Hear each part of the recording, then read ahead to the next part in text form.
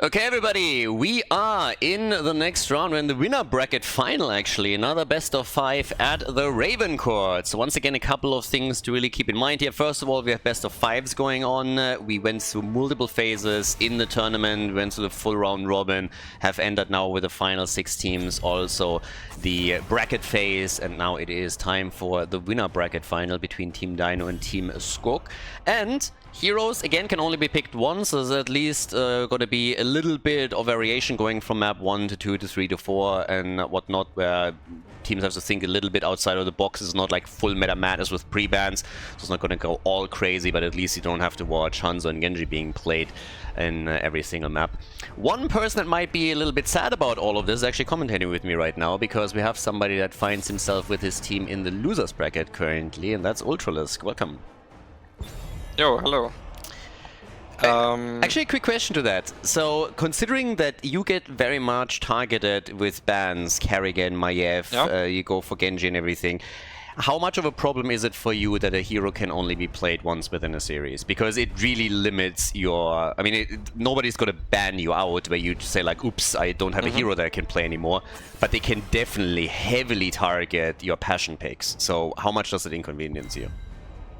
I feel like they ban it in regular tournaments as well, like Maiev Kerrigan, and that frees up the... Like for Meta Madness, once the heroes are played right, then they can't be picked again. And if... Like some teams opt to use that by picking it as first pick, for example, first pick Maiev. And because I play these heroes a lot, I kind of feel like I know what to do against them. So it opens up some interesting scenarios, and it also allows me to play some heroes that I also like playing a lot, but I don't get to play as much in regular tournaments formats because the heroes themselves are not that good in the meta. For example, like Li Ming, I quite enjoy playing her, and tournament formats like this allow for more Li Ming play, which I think is awesome. What do you actually think about the two guys that we now have going up against each other? We talked about this a little bit before we jumped in here, but it's hard to call who's going to move on to the grand final. And for me personally, the team around Skogh was really a big surprise that they're doing this well. I mean, you look at the player pool, and it's not like you have bad players over there, but it's not quite the name power that you get from people that are on Dynouh's team or some of the others that find themselves in the losers bracket, your team included even. So Skogh's performance was, for me, really impressive so far. What do you think? Yeah, they played quite well, and like if you look at their names, they have no real inters in their team, while or like inters, yeah, but they all of them have competitive experience. Maybe Hunter Orc not as much, but he makes up with mechanics for it. He's one would call him the new Ultralisk in terms of age and skill, maybe. Okay, I so think he is I just have to point this out real quickly. Ultralisk went full 17. German on you guys a second ago. So first of all, instead of highlighting the good players, he immediately talked about the shitheads on each team, and then he compared someone to himself.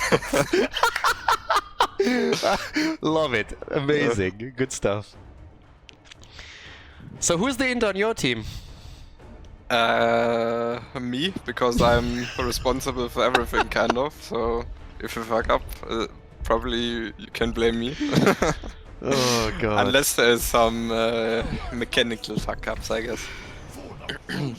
What do you think about the draft so far? Urel and Nubarak in the first one. I mean, Sylvanas, it feels like it's always a super early pick, because with the rule set that we have around the bans, everybody just wants to grab her for a game. I think so far I like Dynouh's draft quite a lot. The Nubarak, you can obviously cheese the objective with the beetles. Sylvanas also great for pushing. Like typically on this map, you don't really want to like 5-man all the time. Like you kind of just lane as much as possible and try to get some macro advantage. Yeah, I mean, and Dynouh also likes to have this like split Sylvanas push, and if you can annoy people with the Nubarak around the camp, you create more space for him, so... Yeah. On the other hand, Skogh's team, they have a lot of comfort picks. For example, Bishops on Hanzo is probably his best hero, and they really want to excel at team fighting with the comp they have here. Well, no, While last one is Dynouh's team Fostered. is macroing. Yeah. So we get a little bit more globals, guys. Stage is set. Game number 1, all direct pass. So best of 5 again, keep in mind. And with that, we're now heading straight into the first map. All direct pass once again. Team Skogh in the winner bracket final against Team Dynouh. Alright guys, so we got our first game, and no, this is not Team Ultralisk against Team Cure, so yeah, this is absolutely top level production that you are gonna get treated to right now. But while that is getting fixed, we can also at the same time have a quick look at our players. So first of all, on the right side we have of course Team Skogh, and Max Passion is playing the Haka for the blue team. We got Skogh himself on Diablo, Hunterhawk on Malfurion, Bishops is playing Hanzo, and Gavlo on Maiev. Whereas over on the right side, it is Dynouh and Sylvanas, Johan on Anubra, Captain Rex playing Rhaegar, Dequaza on Irel, and Rutsu on the Bird. And immediately that little push with Sylvanas up at the top. And Max Passion is getting a bit unlucky here.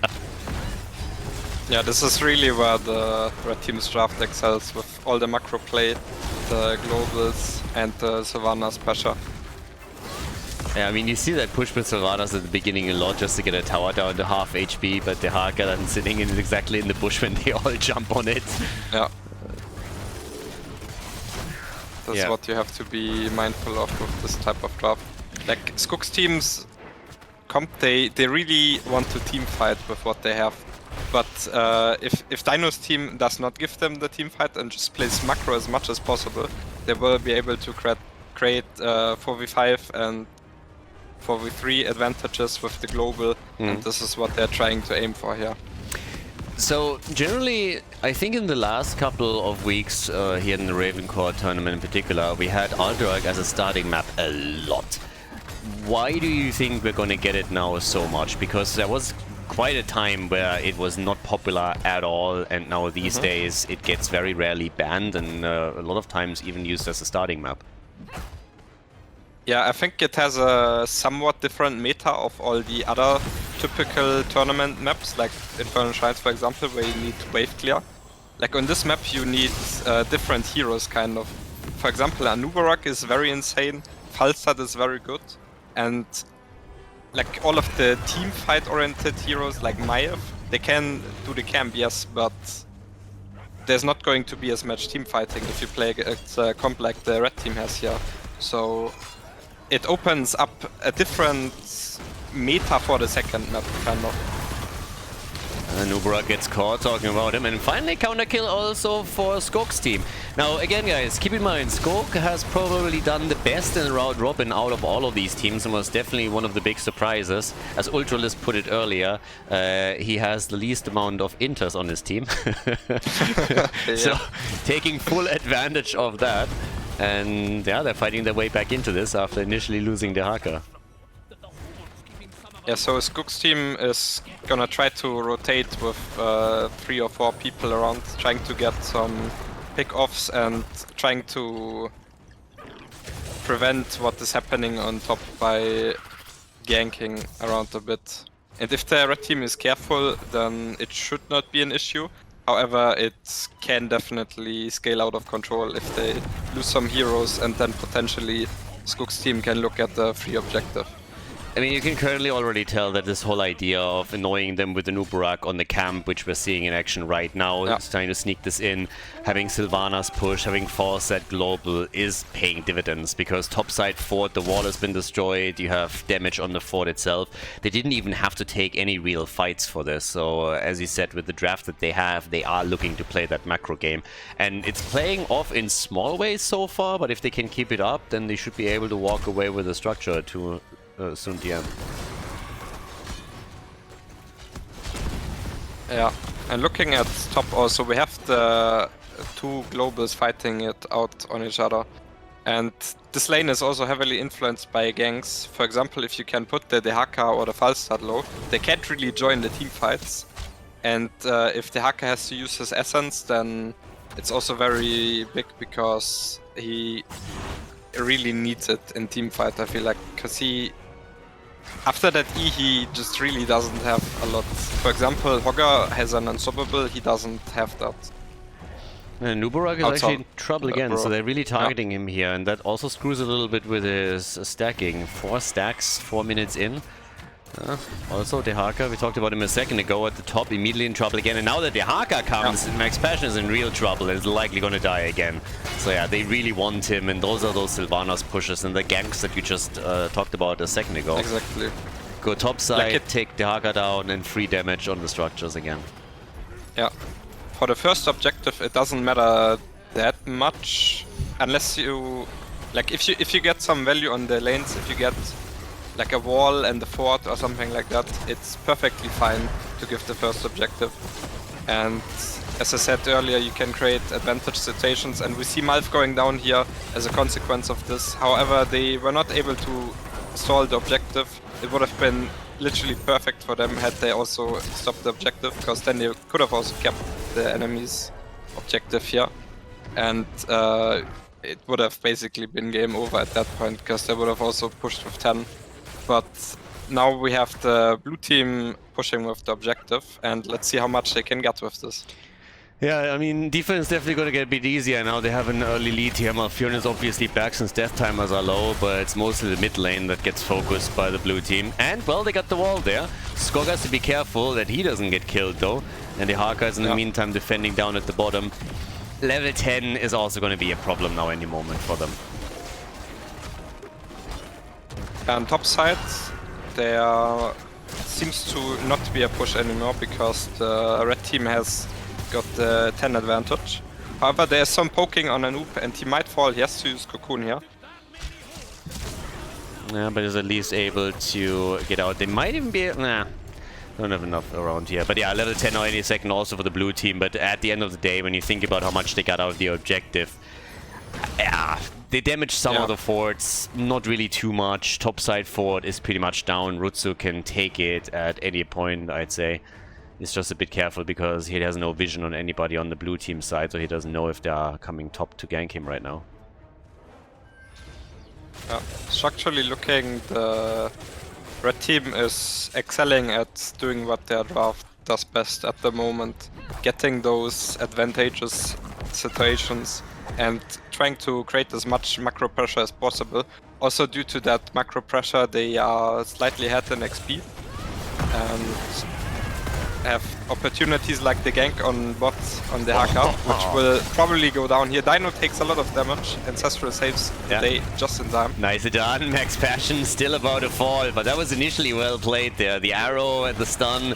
So they wanted to again gank and then nearly lost Dynouh in this exchange, but unfortunately for Skogh's team, the Haka falls. Now it's a 5 versus 4 again. Pressure in the middle of the map from the blue team with the cabin at the top. They take Falstad down. But down at the bottom, of course, they're gonna suffer even more structural damage. So, blue team wants to force these team fights, but at the same time, the continuous rotations and these little push plays are really working for Dynouh's team. They're not heavily at an experience, but you can really tell on structures that they're not doing too bad. Oh, Anubarak in a bit of trouble. Okay, they get out safely, but you can really see Dynouh's team, they do not give them the fights. They play their own game, they kinda for Skogh's team to play somewhat reactive, which is a problem for a teamfight comp. But like they want to be the ones calling the shots basically with this type of comp here. But I still gotta say, so first of all, I like the move that they're going for boss here, because even if the boss gets contested, they can force a team fight around it. Then they have to, of course, they have to put themselves in the driver's seat. Yes, again. But they're also taking structure, so it's not like they're just sitting there and taking a beating. They've taken the top fort, they've done damage in the middle, so they're getting something. Oh, arrow into APOC. Allows them to get back to the top. They still have to try and stall the objective. Mind controlled use too. Should be able to take it again. And the disc is missing. Pretty much every ult used for the blue team here. This will be quite a lot of a problem. Falstad is going back bottom to defend.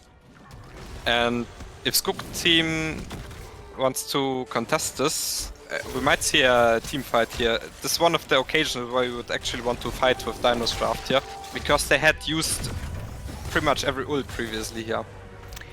They're starting to have a little bit of an issue here as well, because they are barely defeating the boss at the bottom. Falstad still has to stay a bit longer. They might lose the fort after all. Still trying to, of course, safeguard the camp now too, but Anubara comes in. Falstad isn't here, so they can force a fight. Once again, mind control also used by Dynouh, but this time the disconnects. The Haka is here, but they still could That's use... very good saving the day as well. Yeah. And it seems like the red team is somewhat winning this fight. The Haka is taking a lot of damage, so is Anit as well. The silence was pretty nice when Expansion came in. That could have really screwed the red team over. But now a few of the ults are gonna come back soon. Disc is back in 15, Apocalypse in only 7. They got the arrow back, so they can fight if Dynouh's team decides to go for the objective again. Oh, small arrow. Apok is also on a noob. They actually follow up with the tongue as well here. Ancestral just in time again, and Maiev is 1 HP. Oh, that was so unlucky. They went back from a noob. They could have killed him. Skogh was close to dying as well, though. So they actually backed off from a noob. The Ancestral comes through, and then they lose Maiev. So yeah, that really turns against them, and that is very unfortunate, because the next objective is definitely going to hit a lot harder. The Haka, again, getting attacked here. Stun comes in, well dodged, but of course he can't escape. And now another kill for Dynouh. Yeah, and they have to be careful in mid as well. Although it seems like Dynouh is going to opt for the bottom push. What they could have also done here, because they were only 3 heroes in mid, since they have Sylvanas, could have gone for the dive. But they opt for the more safe version and get bot this. Actually, it seems like they want to kill someone that wants to take the XP here. They got top, so they have top fort now, and at least the camp has been taken by Skogh's team, but now they are really they're running into here. the bush. There's the trap, and the arrow! Very big arrow. That was a huge used one. as well. Yeah. Diablo still has him after Dynouh the Cool was used. Yeah, Dynouh, they want him and they get him. Dynouh is down, and they might even get somebody else if they decide to chase here, but of course now the Raiders are also on the map and they gotta deal with them too. Yeah, Nubarak will most likely die as well. They should not waste too much time on him though, because Smith is also pushing heavily now. Bot seems to be completely fine though, and top shouldn't be too much of an issue either. Yeah, they're greeting, well, not really greedy, but they were chasing him pretty hard. Now level 16 talents, of course, also a bit of a problem for the blue team. They don't have them yet, so they're still trying to defend here. But considering the circumstances, honestly, that kill against Sylvanas was probably the best thing that could have happened to them. They didn't even lose a fort, so... Yeah, that was very good for Skogh's team. Like, I think they should have just pushed the bot instead of, like, waiting in the bush there, like... They don't really get anything out of the kill. If the Haka hits the leg, he's dead. Ah. Another very close situation over here. And Disc also dodged by Anubarak here. 16 to 16, Diablo is back in, they're trying again, they're Arrow going is very ready. Deep, yeah. Almost like a desperation, like saying we just want to fight. And it turns out in a pretty bad situation. Diablo kind of pulling through somehow, and the Ancestral just in time again. Skogh with the big plays there, absolutely bullying Anubarak and getting out of the fight, trying for another one, stunning another target out. And they get 3 kills on the back of it. They get a 4th as well. Skogh just murdered them. Absolutely murdered them. He was so close to dying and got, I think, 4 more stuns through. Yeah, it was like at like 10% HP, like 4 times during the fight, but like Malf keeping him up his level 1, getting multiple triggers here with the double Q build he has here. And Dynouh's team basically not being able to kill Diablo just won them the fight here for Skogh. Yeah, that was big. And honestly, that brought them back, more than back, because now they are in the driver's seat. They have level 18, it's an entire level gap. They can go for a free boss at the top. The Haka is already checking at the bottom, so technically they could go for a second one here as well if they wanted to, but the objective is also up. So they are putting a couple of fires on the map that Dynouh's team has to somehow extinguish, and this is not going to be easy for them. This changed a lot. Yeah. What do you think about Rutz's build, by the way? Because we have a little bit of an odd level 7 I'm suspecting a misclick here because usually with auto tech build you would go the auto tech talent on level 7.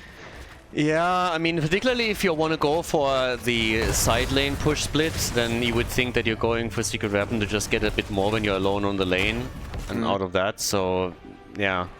I think with False that you can actually mix and match quite a bit, but generally speaking, yes. Yeah. Wow, Skogh is now crushing it. Gets another hit hard there, and yep, there we go.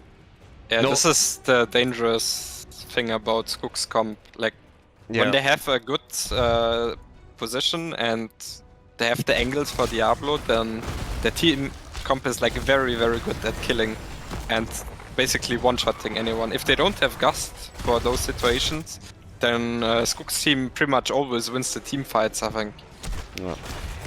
Yeah, the thing with like the misclick and talent, you can always like, I feel at the end of the day oftentimes also comes down to where you feel False that sits. If you still want to take those team fights, you talked a bit earlier about how there's a difference in how the two teams are technically approaching this.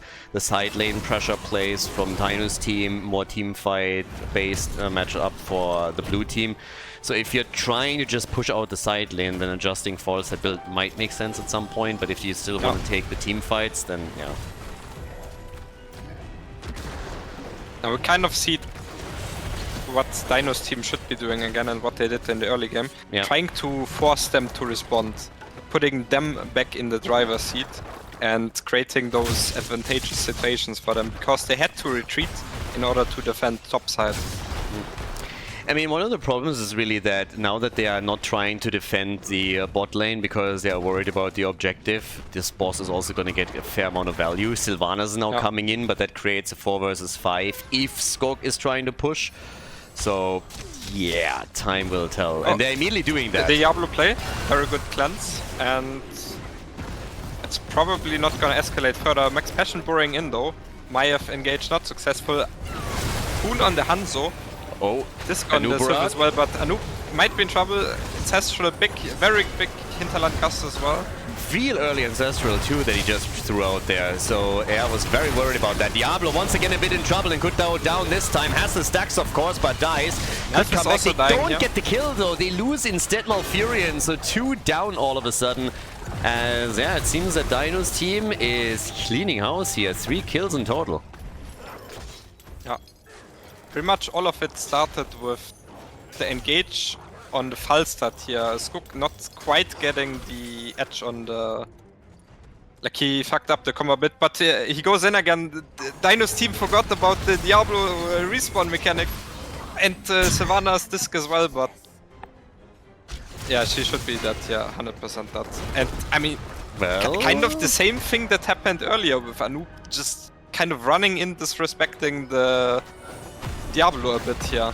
I mean, Anoop even went into Trader King here, just so that he can survive a little bit more, because it's at so much trouble. On the other hand, you got then the Astral Communion over here for Malphs in a team fight that can really completely screw you over if he lands it properly. But Diablo is just crushing it. It's honestly Max Passion that has the biggest problem with survivability. The Haka has died 6 times already. Diablo only died once. Yeah, it's kind of the side lane pressure, or the engage on... Yeah. But they fucked up the CC chain a bit, and again, but he will probably still die. Yeah, they still get him. They screwed it up slightly, so he got out of this one, but once the cooldowns were down, there was nothing that he could do there anymore. Had no ult available, so another kill for them, and with that, it's 11 kills to 10. Yeah. And this should net them the objective finally. I mean, this is the 3rd one, and they've been fighting over this for quite some time now. Yeah, Dynouh's team is somewhat consistently moving away of the way they should play this, like just running into the enemies basically, instead of trying to push the side lanes and make them respond to them. And another gank on the Haka, but the Haka just turns on them, and it seems like Johan will just die here. Good angle again from Skogh. I mean, Diablo is finding all of the wall stuns now, and they are getting so much value out of this. Maiev has defended the middle in the meantime, but they also got the camp now, they got the objective coming up, so this should at least cause... I mean, the bottom keep is definitely gonna fall, so that's 1 armor shield removed from the core. The only question is really if they can focus on a second one and try and end. Yeah. typically on this map you don't really end Dynouh, or like, you don't really end with only one keep. However, if Dynouh's team dies here though, it might be very scary. They do have wind tunnel though, so they but can now diffuse that they scary get the situations. keep, they could definitely take another one, because I totally agree. They like I've seen, I think, only one time that a team on a higher level successfully ended with only one armor shield removed. So it's nearly impossible unless you're chaining a couple of kills at the right moment. You're really risking way too much. But here now, the wind tunnel disengage, very good. They kinda split the Malf off. However, Malf is hyper speedy, kinda gets out here, and Rutzo is very much in trouble here. The he keeps will are also likely about to fall. die. So they're losing the top and they're losing the bottom. Yeah, Massive isolation on 3 members though, and Anubrak getting lots of value off the shield here, but it's still not enough. He dies, and every keep seems to be that. We might be looking at the I mean, this has to be here. the end. If the core has like 3 shields already lost, it's pretty much over. Then 4 versus 5 going 13 kills to 10, and now the perfect chance there. The arrow misses, but they get the drag. The drag insane, the level 16 from Max Passion, and another kill on Ural. Yeah. Dynouh kind of going for a desperation play, doesn't really work out, and yeah, that should be it. Yeah, really well done. 7 kills ahead now, core gone. So yeah, really nice turn by Skogh's team. Game number 1, Alterac pass, blue team takes it. Really nice back and forth. Again, winner bracket final obviously, so now taking the lead. Team Skogh, as we are going to get ready for map number 2. Before we head into game number 2, make sure that you subscribe to the channel if you haven't done it yet, so you don't miss out on any future content here on Khaldor TV. Okay, so we're back for game number 2, and well, it seems like Ultralist didn't make it into the lobby, so maybe we can get him in after the draft is over. That's the hope right now, but I guess we're gonna go through the draft here solo. So yeah, Towers of Doom is the next map. Skogh's team is in the lead. Ultralist obviously giving us a couple of insights, and hopefully we're gonna get him into game number 2. How did you not get into the lobby, dude? Like, what the hell? I was so caught up in talking. I guess I can watch a stream though, or a Discord stream, that would also work. This is not really efficient, so yeah, you're putting shame really. on the Germans. Oh, damn it. No, but like, yeah, so we were talking, by the way, a bit in between the games about how if you want to play macro, you normally would have to do it with this rule set where you can only pick a hero once within the first 2, maybe 3 maps, simply because then you're starting to run out of real macro heroes. Sylvanas is already out, Falzat is gone, Dehaka is gone. Now on towers, you got Vikings that you could play, there's always some Moro, there's a couple of others. I mean, Ultralist you just pointed out Asmodan, for example, if you really want to run it down. But yeah, in this system, in this draft system, you're really running out of some of these options quickly, and currently the next ban that we saw here right at the start are the Vikings. So yeah, they want to get rid of this too. I actually like that we're seeing a few more Vikings plays lately again, so it's kind of nice to have them on certain maps pop up again. Yeah, on this map as well, you like it can be very annoying. Like the Eric can stall your cap, and they like the other Vikings, they can cap theirs and also stall. Like the Vikings are just everywhere. That's kind of the problem with Vikings on this map. Stukov as a first pick now. Immediately when I see a Stukov first pick, I'm just thinking a Varian or any kind of sniper build there. The thing with Stukov first pick is also that you can look for the Stukov Uta. Like it's a very common double support composition here. Yeah, we've seen it. Actually, I don't think we have seen it that much in this tournament. I think twice, maybe once, twice. But now we get Garrosh and Zarya. This is one of the things that I don't really understand. You have Rutzo already against you. You know this is coming. It's Johan and it's Rutzo. You know this is going to be picked eventually. So you might as well get rid of it at some point by picking Garrosh away, or at least banning it out. But yeah, they get the combo again. So we're going to get the Speedster. Tracer on the other side. You can always go into even some Valla support with some of this. But yeah, it's... It's always fun. I like watching it, I gotta admit. Like, it's a fun combo when you have race car, Garrosh. The Tracer also partially to deny the pick from Dynouh, probably, since he's one of the best Tracer players out there. And the Johanna somewhat can keep up with the Zarya push, kind of, so let's see how the dynamic will be in the game. Yeah, they agreed on Vala being a good choice here, banned her out immediately, so no Vala for Dynouh. But yeah, I mean, game number 2, still plenty of damage dealers around, of course. On the side lane, we have actually no side laners just yet, so Blaze has been banned, Hogger has been banned.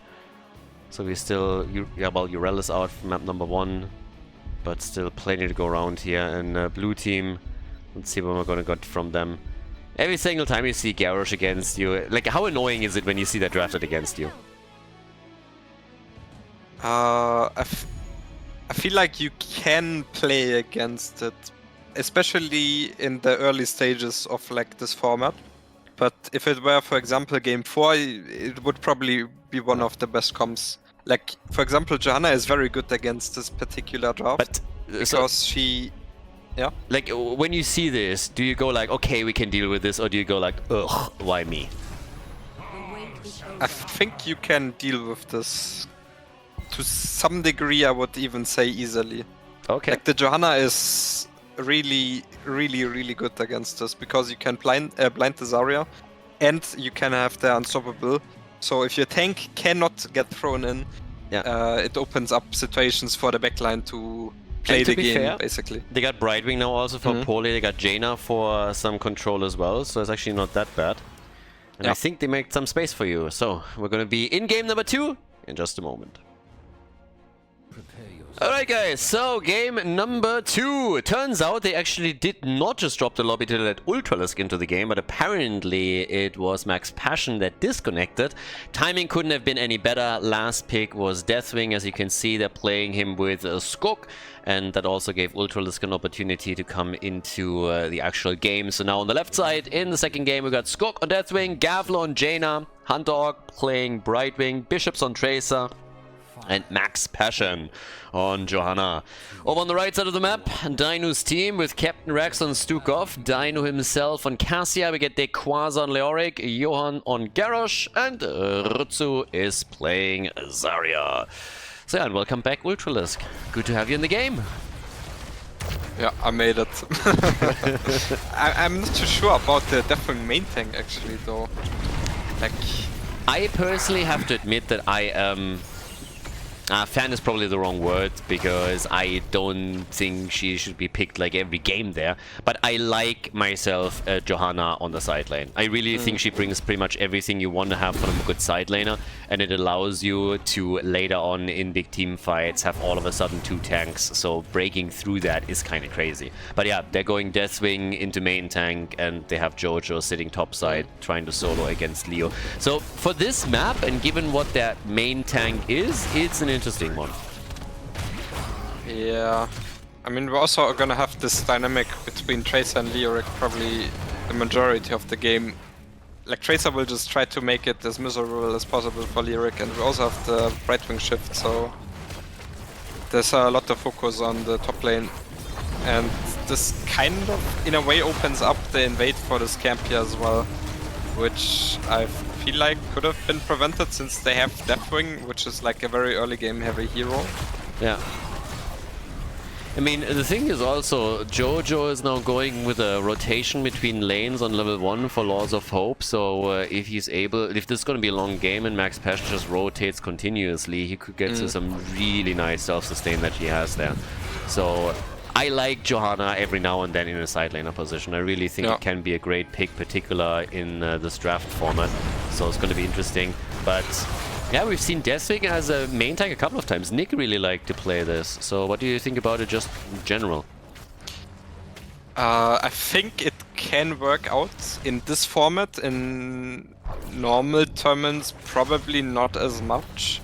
But yeah, it's really about that early game presence that he brings, I think, that can get you ahead in the early game. And also, like, it's kind of like a like a shield in a way that is standing in front of you, unless other typical tanks.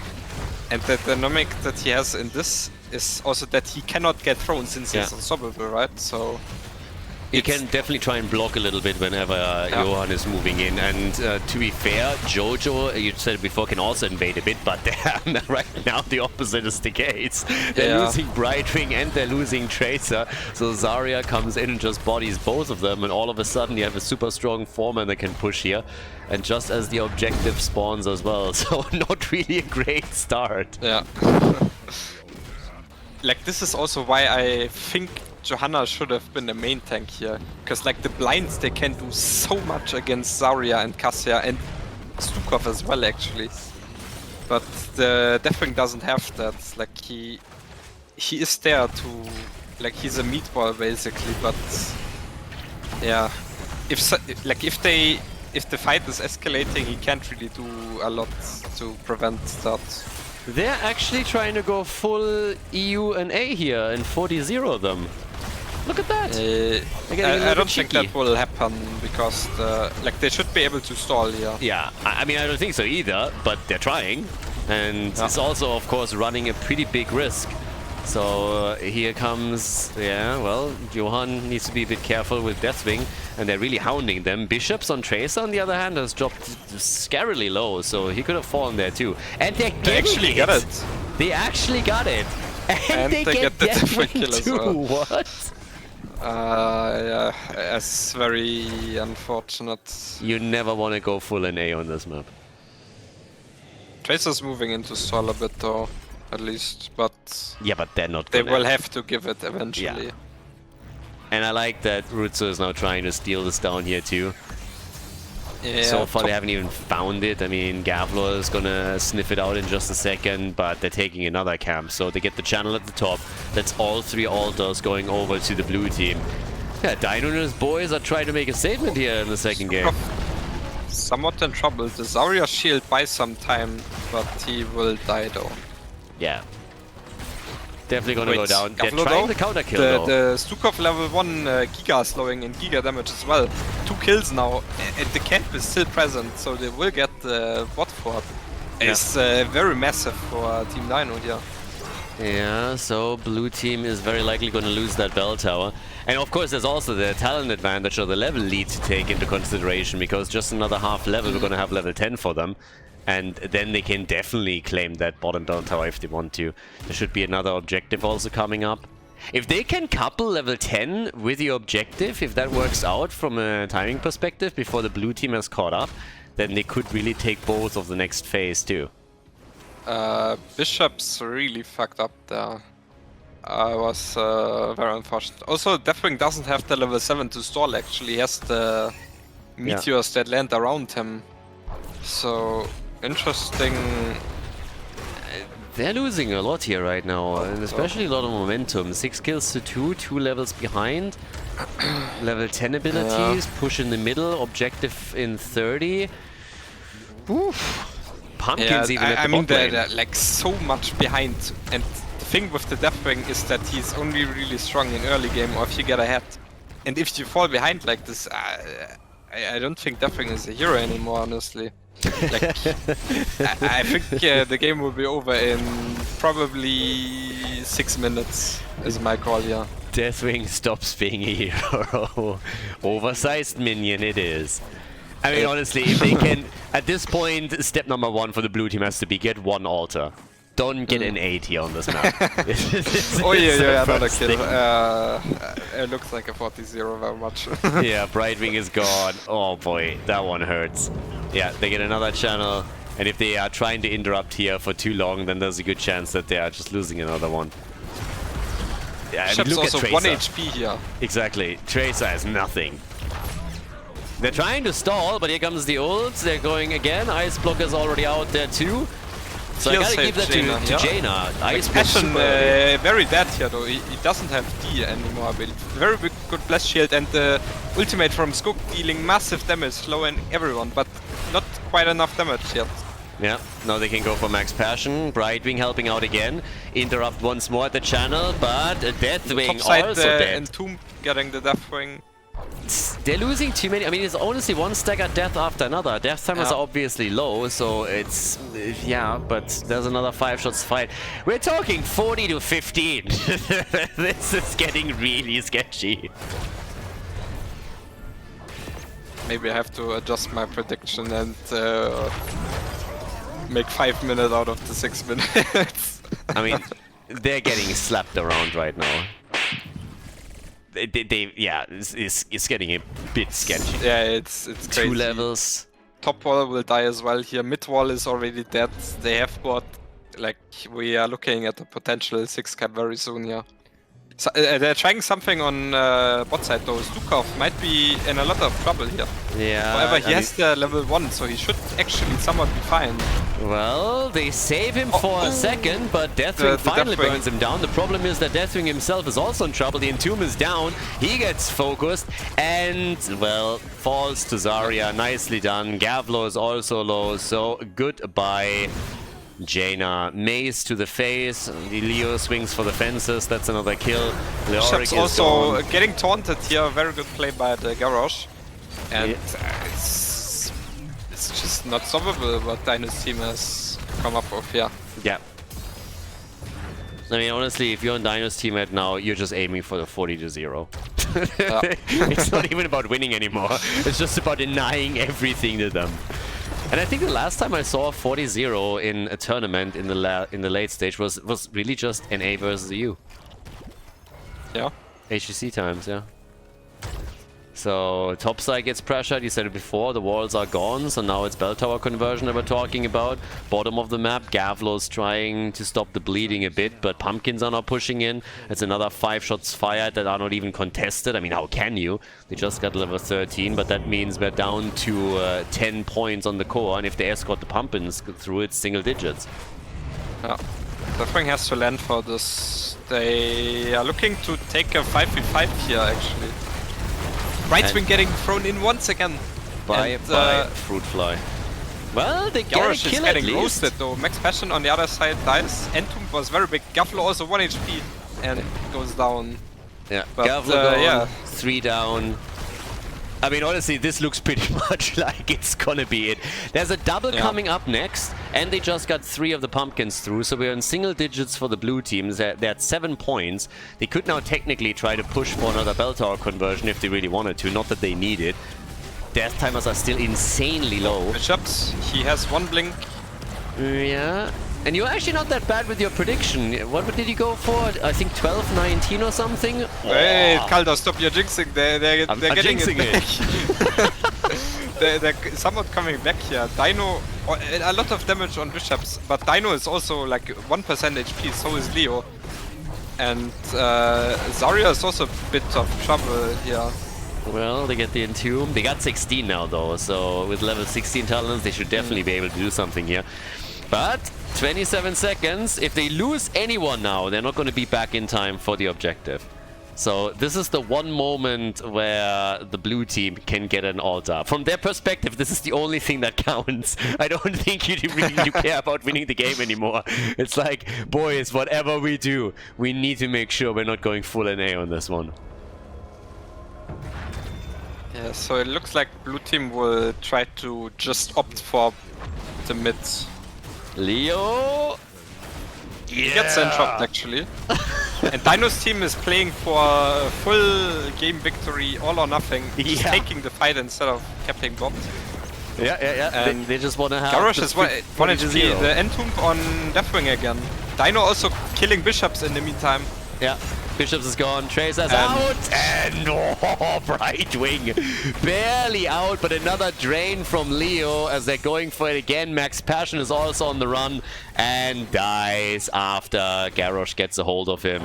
Yep, that's the moment. The channels are happening. It's really happening. 40-0. They went full NA. The shots are fired. The last channel is hit. What a game and what a statement here from Dynouh's team after losing map number 1. Even plays around the channel. My prediction was spot on.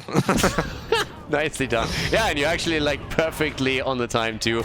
Well done, here it is. The series is tied and we are going to game number 3, everybody. GG.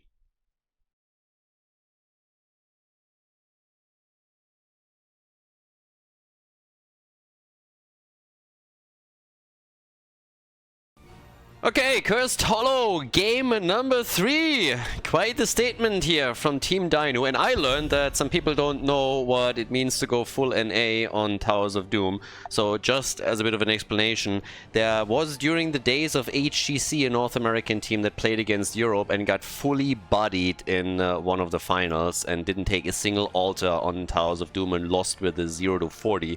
So ever since then, it's going full NA whenever we're talking about Towers of Doom. So yeah, just as a little bit of a side note there. But we are in game number 3, and obviously Dynouh's boys making a bit of a statement. They picked the map, and Team Skogh with an immediate ban on Vala. So we talked a little bit about what they could do Ultralisk, and Chen was a bit of an option since Max Passion likes to play it. But what do you think Dynouh and his boys are going to do here now? Yeah, I'm a bit surprised they banned Lucio actually, because I feel like they... Like, my intuition tells me that they're going for the Hammer Vikings. But Skogh's team is banning Valla, which I think is strange, because Valla is a teamfight hero in a way and not a macro hero. Like, I think Skogh's team, they love team fighting, right? So I'm a bit confused by their bans right now. Genji I can understand though. Now, correct me if I'm wrong, but didn't they also play Vikings in one of their games? You mean Dynouh's team or no, Skogh's Skogh's team? I think Skogh did it once as well. I might be wrong on that. No, I think it was Dynouh's team that played that. I honestly feel if you really want to play macro here, you have to go for Vikings, because obviously you still can rotate around a bit. It's actually the Lucio pick that would empower that to an extent. But the globals are gone, Brightwing's gone, Falstad's gone, Dehaka's gone. So you are running a bit low on options if you want to play macro. Sylvanas has also been eliminated. So Vikings would be the only shot. I guess you can go for some Muro plays as well, combo that off with an Abathur trying to use that cheese. But for ETC game 3, I don't see ETC with stage dive is also an option, maybe if you want to play global. Yeah. What do you actually think about that? Because we've seen it, I think, twice, and these days it feels a little bit forced. Because there are no pre-bans, I think. Yep. It doesn't get as much play because you would rather have him as a main tank, I think. Yeah. Because you will pretty much always get good offlaner still. Unless it's game 5, I guess. Yeah. They played it a few times with Motion. I think that's what we're likely going to get from him here too. So ETC gets taken after opponent locks in Muradin. But I'm actually somewhat surprised neither team has looked at ABBA so far. Like, Skogh's team could have picked ABBA and something here. But I think now it's probably just gonna get banned. Like, ABBA looks very good for Dynouh's team here as well. And they actually are the ones to ban Hammer. Yeah. I have to admit that we have seen a surprisingly small amount of Abathur in the entire tournament. I think Abathur was played not more than twice. I remember once seeing him for sure, but besides that, hasn't really made a whole lot of appearances here. So yeah, mostly he just gets banned on those type of maps if it's like map 2, 3, 4, something like that. Yeah. Chat demands Cho'Gall. I think Mopsy's team played that at some point actually. Maybe it was just a scrim, but they actually played it. I am not surprised whatsoever. Mopsy also in some of the previous tournaments played Cho'Gall. It didn't go too well, let's just put it like that. Ooh, Tyrande and Greymane. Yeah. So they have somewhat of a one-shot comp in a way with the bullet, the Tyrande armor. The Hunter's Mark, yeah, and all the stuns that they can chain here as well. They got a lot of stuns. I mean, Muradin, Blaze, and Tyrande, if they can properly chain that, then yeah, you can kiss the target goodbye quickly. I think Anduin is still in, right? He should be, yeah. He wasn't played. They banned him in one of the earlier ones, so still an option. Probably pick it to prevent that. Or Uta, I guess. Uta also does similar things. And yeah, the Chen that we have talked about, of course. Chen doesn't really surprise me too much. And there's Abathur. Alright, so finally we get him. I'm very surprised Skogh's team didn't ban that, actually. Like, the Junkrat will have a lot of trouble against this, I think. I mean, you can use Abathur now for Muradin, for Greymane, so really a lot that he can empower here. But, well, guys, game 3! Stage is set, Cursed Hollow is the map, so let's jump straight in and see which team in this winner bracket final is gonna take the lead in the best of 5. Skogh against Dynouh. We have game number 3 coming up, and well, what we're actually before we introduce the players, I also want to give a quick shout out to Mjolbagen, because I just realized that he gifted subs twice today to the channel here on the live stream. So yeah, big shout out to him. Thank you, appreciate that. Thanks a lot for supporting the channel.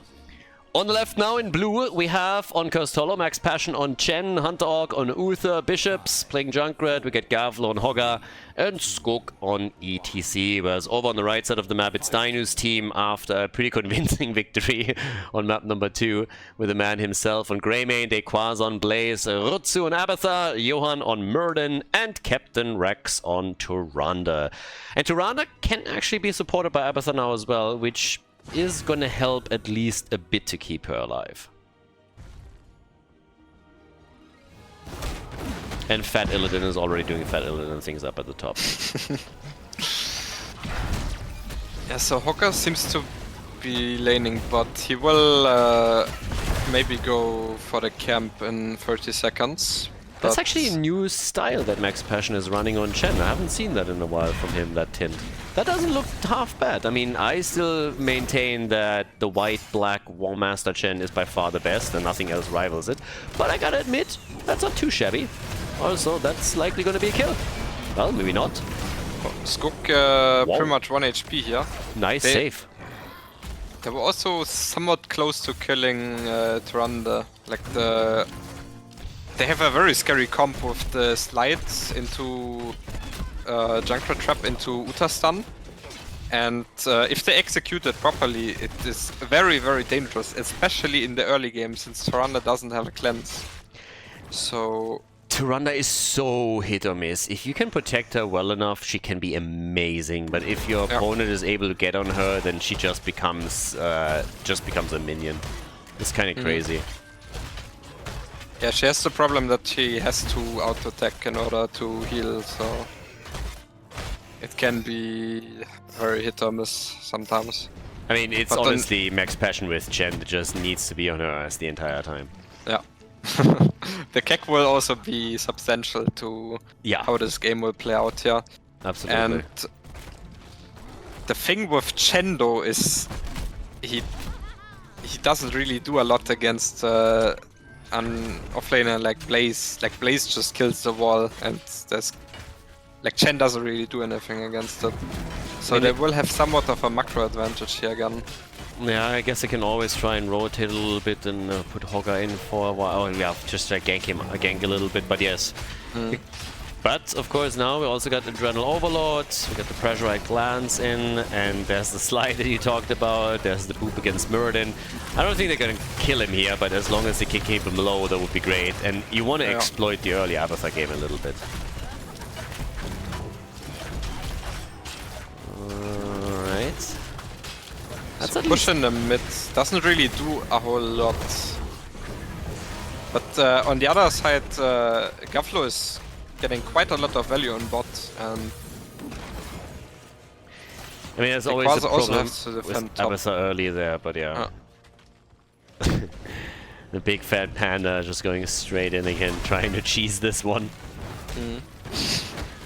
And, well, Dequaza. Honestly, I rewatched Kung Fu Panda, the first one, just a week ago or so. It would be so amazing if some of those animations would be in the game here too. It would be so damn good. Can you actually imagine like the belly bounce or something like that being in the game and being an ability? I would just cry. And they got it, damn! That interrupt came a second too late, so they got it for free. Nice, good for them. Blue team starting things off with the first tribute and also still getting damage done at the bottom of the map. Good for them. Yeah, like the thing is, it's like Dynouh's team. They have to respond to what's happening on bot, because if they don't, they will just lose the fort over time. And since they have Junkrat, they can just keep stalling. But Dequaza goes down to the combo that I mentioned earlier. Like it's actually very, very scary for especially early game. But did Like, you see it? Like, did you have it on the screen? No, I wasn't. With my Dude, he screen was on there. gone, and there's a single final grenade that jumps over the wall and that hits him. Ah, He actually okay, made he it through got everything. unlucky. He survived so much, like every single slide, whatever came his way, he somehow made it through the gate. And Junkrat, just for the fun of it, throws a final grenade over, and that thing bounces straight in his face and okay. kills him. That's pretty unfortunate. That was so damn good. I'm actually surprised that Junker didn't just pause the game at that moment just to pat his own shoulder a little bit and be like, I am awesome. So it seems like they had sent Muradin bot to deal with this, but I don't know about this. Like, it's very awkward position for Dynouh's team to fight like this. Yeah, and I gotta say that Skogh with ETC has been crushing it so far. He dodged the stun there again, but he was also absolutely crucial for the kill against Quasar earlier. I mean, mid-jet propulsion, he actually cancelled it, so it's pretty crazy. Does a great job there. So they give the tribute up. Dynouh's team gets it, but that allows more time for Gavlo down at the bottom of the map, so he's gonna apply additional pressure on the fort here. Oh. I kind of feel like Skogh's team could have pushed for this even more. Like, the more time they can get, the better for Hogger. Like, he almost gets the fort now. Like, if they had sacrificed one hero or so, I think it would have been completely fine. They would have gotten the fort. Uta goes down in the mid to the one-shot comp, kind of. That's pretty much exactly what we talked about earlier. That one-shot combo is absolutely nasty if executed properly. And now they're also in a bit of a weird spot because they've gotten the boss down really low, but it's a 5 versus 4. And the red team has realized what's happening. It's trying to steal it away. Top Keck plays. Chen is already low. Yeah, they will probably get this because they used the Keck already. Like, there's no way for Skogh's team to contest this still. I think they have to give it... wait, actually? No, that should not... Like, they will lose this fight, I think. Red team is Are low, they? but I don't think they're... Yeah, okay. They get it. But that got scary for a second. And there's a kill too. Uther is dead. ETC makes him dance, but now he delayed himself slightly, slowed himself down, and they are diving that fort. They don't care. It's very bad, like... That's a really bad spot to fight in. That as well, but like Skogh's team losing this, like they lost all the map control of this now, and all the macro, like it is absolutely horrible for them here. I don't think they needed to start this. Had they gotten it, like then it wouldn't even have done that much. It I honestly the bot for it, but think that they assumed that Dynouh's team with Greymane would go for their own boss. Ah, yeah, maybe, but... And then once Uther died in the middle, when he got ganked, they realized where they were, but they were already so far in on the boss that they couldn't just simply abandon it anymore. And of course by then also, I believe it was Blaze at the bottom of the... Somebody sniffed it out and saw it. But yeah, I think that with Greymane and Abathur, they expect the red team to go for their own boss quicker. It was very close, however, because Skogh started moshing there on the point and got the D-shield, but it was slightly off-sync. And they could have gotten the holy cow on the point. Yeah, okay, so once again, Bunker blocks the path a little bit over here. They're trying to go for the Quasar again. No, for Johan actually. And Muradin is got gone. interrupted. Yeah, Muradin is gone. Nice ETC play there again too. Copy now. Wait, is this late. actually turnable? No, right? They... Sorry, is it what? I was asking if it was turnable, but it seems like Dynouh's team is still playing very aggressive here. They want that counter kill, but I don't think they can get it. I The jet think propulsion doesn't at least Tyrande dies here. Yeah. Potentially both of them. Dynouh's in trouble. Tribute is up and Abathur is going for it. Abathur is slugging it up and actually abandons it. No, he's not taking it. No, yeah, he abandoned it. I think Dynouh's team didn't want to take it because Greymane just died. They would have gotten a lot of value with it. They realize Greymane is dead. If they take it, then they can't push with Greymane. So they just let the curse go. Damn. What side? Abathur? Yeah. The slug! Oh no. No! Unlucky. Nope. Chen was hungry. The guy eats anything. Kevin is also stalling this. This is kind of big, getting so much time wasted on this. Tyrande. Wait, he might die though. Gavlo nearly had the kill, and now he's all of a sudden up against 3. That feels shitty. He was so close to getting the kill against 2, and then they turned it on him. Damn. This game is all over the place all of a sudden. Yeah, I mean, this kind of the thing with the ABBA, like you are everywhere and nowhere at the same time. So we're having a play for the boss here now, and Skogh's team, they don't have 5 heroes. Oh, the Moshto is huge. 3! Rip, baby! And bye-bye! That's the end of Greymane. Oh, beautiful. Uther, the self-divine shield. Yeah. They lose He Uther. still dies, but they don't really have enough damage to kill the Tyrande, it seems. I mean, but they keep out of the fight for now, and we get at least Hogger back, so he's coming back in. Max Passion might be in trouble still, actually. Should be able to jump out though, yep. Okay. Hogger. But now Hogger is coming back though. And the Keck, they might get the into the trap here, yeah? Oh, Stormbolt barely Chen is missing fine, it. but Hogger spin is very big here on the Blaze. Yeah, they're coming in again. Tyrande is popping everyone right now. They're not dying, they're literally They have, completely yeah, fine. they don't have the damage right now. But again, they got their kill early. Now it's a 5 versus 5 again. We are still fighting for the curse. Yeah, Dynouh's back. Max Passion is very low in mid still. Like, I'm not sure if Skogh's team can even take this fight. They will probably try anyways. I mean, need an interrupt Keck right in now. 5. Yeah, they get the jump in first, alright. Job well done there. I mean, killing Greymane earlier was absolutely big. That Mosh was awesome, and Mosh is back now. They got Mosh Pit again. So they could technically try and use it, even if it's just for zoning as well. And they Fight is kind of all over the place. Yeah, another Double Mosh Pit. Greymane. A cleanse as well, very big. But it doesn't really do anything on the front line here. Yeah, ETC's down, Double Greymane is in the fight as well with a copy. And now that they lost ETC, they're in real trouble. No, they're gonna lose more here. They go for Chen, and Max Passion doesn't... Whoa, what? Yeah, okay, there it is. Oh, the kill Hogger him, spin does massive damage though. but not enough. The D-shield was used as well. Hogger is giga dead. Oh! The Avatar Mines nearly took him. There's the curse. Hogger he's still coming. spinning. Wait, Gets the stun. Gaflo! Oh, I was so close. That would have been so cool if we would have gotten the kill there. Yeah. But yeah, was that's also the thing with 16. Skogh's team's draft. If they don't get the engage on the backline like they did previously, like the Junkrat does just not enough damage. And the Hogger has to get a giga angle for the spin as well in order to kill them. Like Dynouh's team is pretty much just unkillable at this point. Yeah. Again, well, now they got imposing presence. They had level 16 tons as well, and for Uther at least this is a huge change too with Benediction.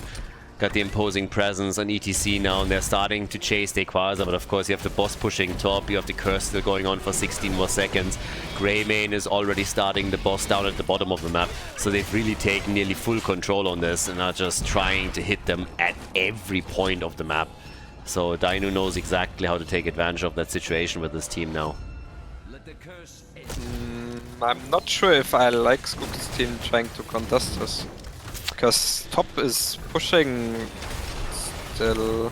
Yeah, I mean, if they win that fight, throwing a bit of a Hail Mary, if they win this one, that would be great. But of course, they're sacrificing at the top at least the wall, and they might not even win that fight down here. Riptire against Tyrande, if they can get that kill, it's not enough. But he might be dead now. D-shield used on the Keck, and Uther is also running. Yeah, they... So Skogh's team pretty much used every ult here besides Mosh Pit. Like, I think this is just a free boss at this point. Yeah. And with that, I mean, top 4, top keep is already under pressure. They're going in again. They're trying it again. They still have a bit of zone control with Junkrat, obviously, but they're trying to get the kill they're going this for time. Dynouh. He drops him in pretty the low, corner. but he doesn't die. Tyrande still has enough healing. Soma Tyrande is transference surviving. also is insane at this point whenever they're coming in for this. So Tyrande plus Avatar is just too much. Well, Muradin, careful.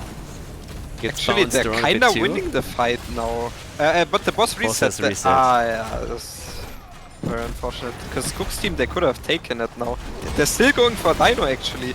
ETC And he again. should Skogh, die, honestly, yeah. as a main tank, is so insane right now. His Diablo plays in game number 1, his ETC plays from start to finish in game number 2. They kill Greymane, they kill Tyrande, And both of them another are kill, down. They need more though, they need a lot more here, and they need to kill them quickly. Uther is dead, that they can sustain, but they need to have a few more, because they lost their top keeps. That's a huge problem for them. Stun on Chen. I really think they should go for the boss here. Like, they will get the curse soon as well. It's so rough for Skogh's team, actually. Like, the map is completely in shambles. They But lost a lot. they have an opportunity to come back with the boss and the curse here. It seems like they're not going for boss yet, though. The 20 seconds until Tyrande is back. 20 seconds that they can play around with things, and they're not doing anything right now. They're getting the camp, okay, Siege Giants too, but as you said, there's no boss that they're going for. They're not going for the tribute yet. They're playing this also, very slow. Like, Dynouh's team will get 20 during all of this, and they can't really do a lot if they... Like, even if they get the curse here, it's pretty much useless at this point. Since Dynouh's team will get level 20 much more early than Skogh's team. Main reason, I guess, why they're not going for the tribute yet. The problem is, if they wait for 20, then it gives Dynouh and his boys another chance to go for the boss themselves. Yeah, I guess they just want to fight before 20, Skogh's team. Yeah, but then they could have forced it a bit earlier. Like, I don't know, there's the stun, maybe now. They're going on Dynouh, the Keck in the... Dynouh's in trouble. Getting completely fucked.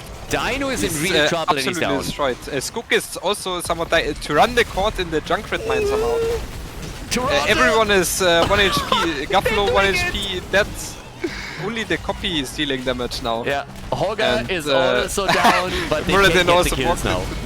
They Quasar! Yeah, they got him, they got him!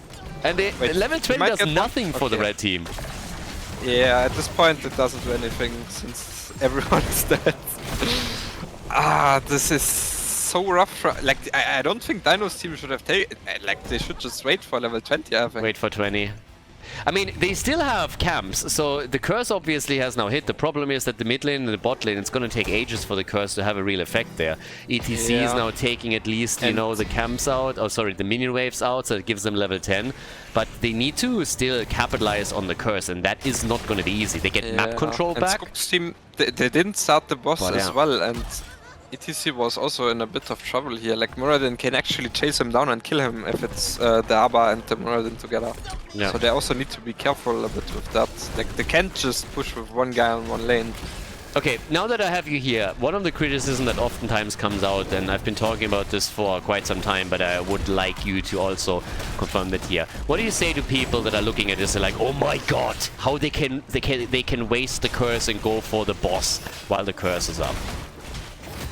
I mean, it pretty much always depends on the state of the lanes, right? Because there were catapults and siege giant and the camp, the mid camp pushing, like everything.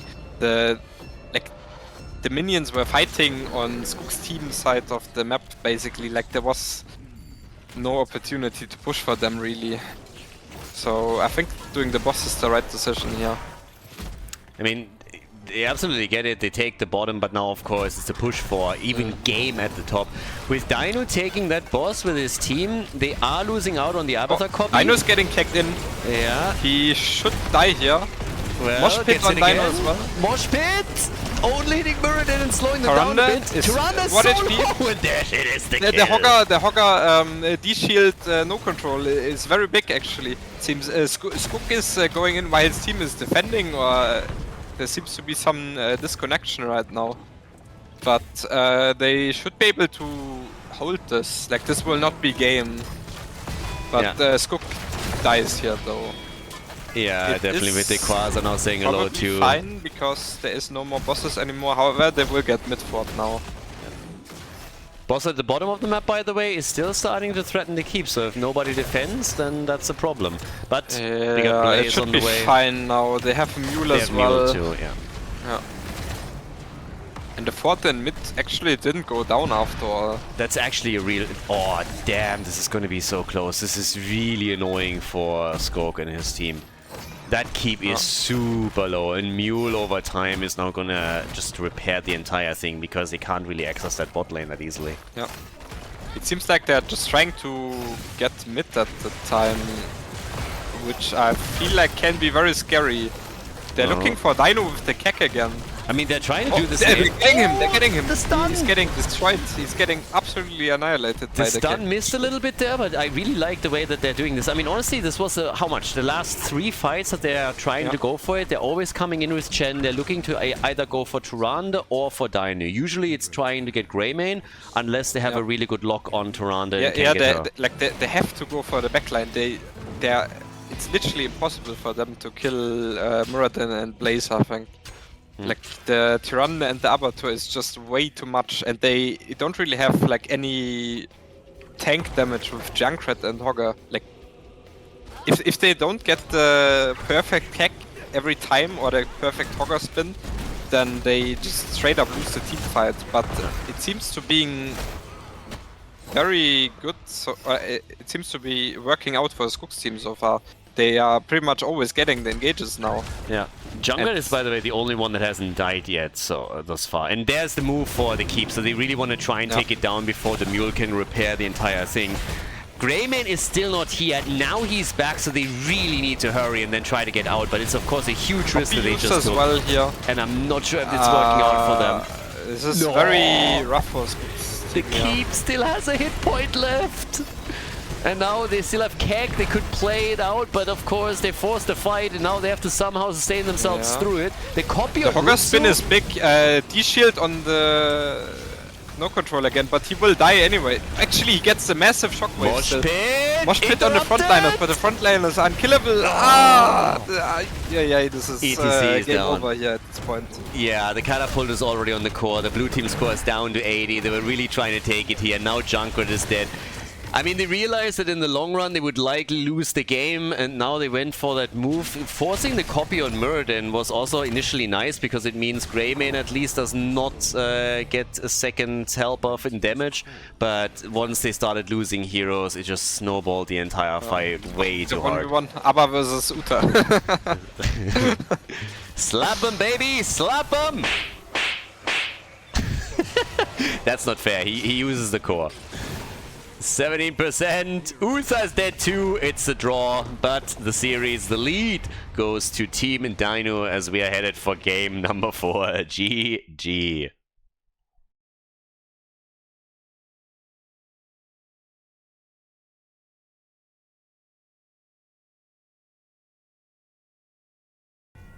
Alright, game number 4, match point number 1 for Team Dynouh. So Ultralisk and I were actually talking just now a bit about what's still left, what can still be picked, and generally outside of map number 2, Towers of Doom, Skogh's team has done pretty well and was very close games, but now a lot of their comfort picks are already gone. We just saw Chen being played, which is usually a big one for Max Passion. A lot of the heroes that Bishops likes to play are gone. We have Vala still available, we have Sergeant Hammer still up. Could see both of them even being banned here. And then we're all of a sudden talking about mages mostly. Could get Gul'dan, could get a combo maybe even with Kel'Thas and Gravity Lapse follow up, and sideline maybe Malthael coming in. But it feels like a lot of those heroes just sound better for Dynouh's team. And I believe Genji also hasn't been played yet, right? So Anduin banned first, but I don't think we've seen Genji. I think he was banned most of the time. Do you think one of those is going to make it through? Hammer, Vala, Genji? Seems probably like Vala, I think. Yeah, so Stitch is gone. Kerrigan is also still in. There might be Kerrigan for either of the teams here, because that's what I'm getting from the Anduin ban as well. And now that that little shit is gone. I hate it when he plays when Leo is in. And Tomb hits, Anduin is like zip. Already gone. Value annihilated. Okay, so Genji is out, lose your band, Hammer and Vala both still up. And first pick for the blue team. You said earlier Gavlo, we could see him on Sergeant Hammer. Yeah. First thing is... So It looks like Skogh's team, they want to look for the Varian Kerrigan. However, there is Medivh in still as well. True. Which can potentially be game-breaking if you play that combo against Medivh. But if not picked right now, you could still bat him out. Yeah. But yeah, really good point. Medivh is up. They just need to have a Medivh player that doesn't lose his stacks all the time. There we go. There we go. So Medivh is picked. And maybe Skogh wants to pick Valla here. Shots in order fired, to not even deny it noticed. from It's just Dynouh. sad. I feel like there's a world where you pick Valla Hammer here in this rotation to deny it and to have something good against, to have something good in general. Like the Hammer can be insane. Chromie, Pick good point. neither of them. Chromie actually completely slipped my mind here. But yeah, that's also another really annoying pick for Infernal Shrines. Yeah, Chromie has a lot of wave clear, and on level 18 the piercing as well. She can destroy on the shrine fights actually. Yeah. It's a sleeper battle. Mal'Ganis against Deckard Cain. Everybody is just going to sleep through the game. Rexa banned, alright. Yeah, but Valla and Hammer still up and nobody is banning it out, so we said before. I would expect a Valla ban here, probably. I mean, I'd say so as well, but... Yeah, there it is. Okay, yeah. Part Dynouh of me might is sad. play something like Orphea here actually. Yeah. I really like They might just Valla. last pick it though. For offlane, maybe Maltail here, or Sonya. I think neither of them have seen play in the series yet. No, both are still up. I talked about Marcel earlier, but Yeah. Sonya on Shrines obviously is also insane, so she should definitely be Yeah. part of this too.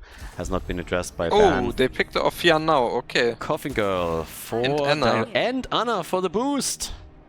I always knew Dynouh was boosted.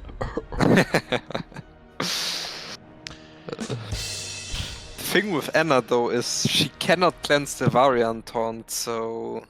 Nah, you get see Sonya how leap that and just plays hound out. her. And then Medivh is Yeah. gonna save her and everything dies.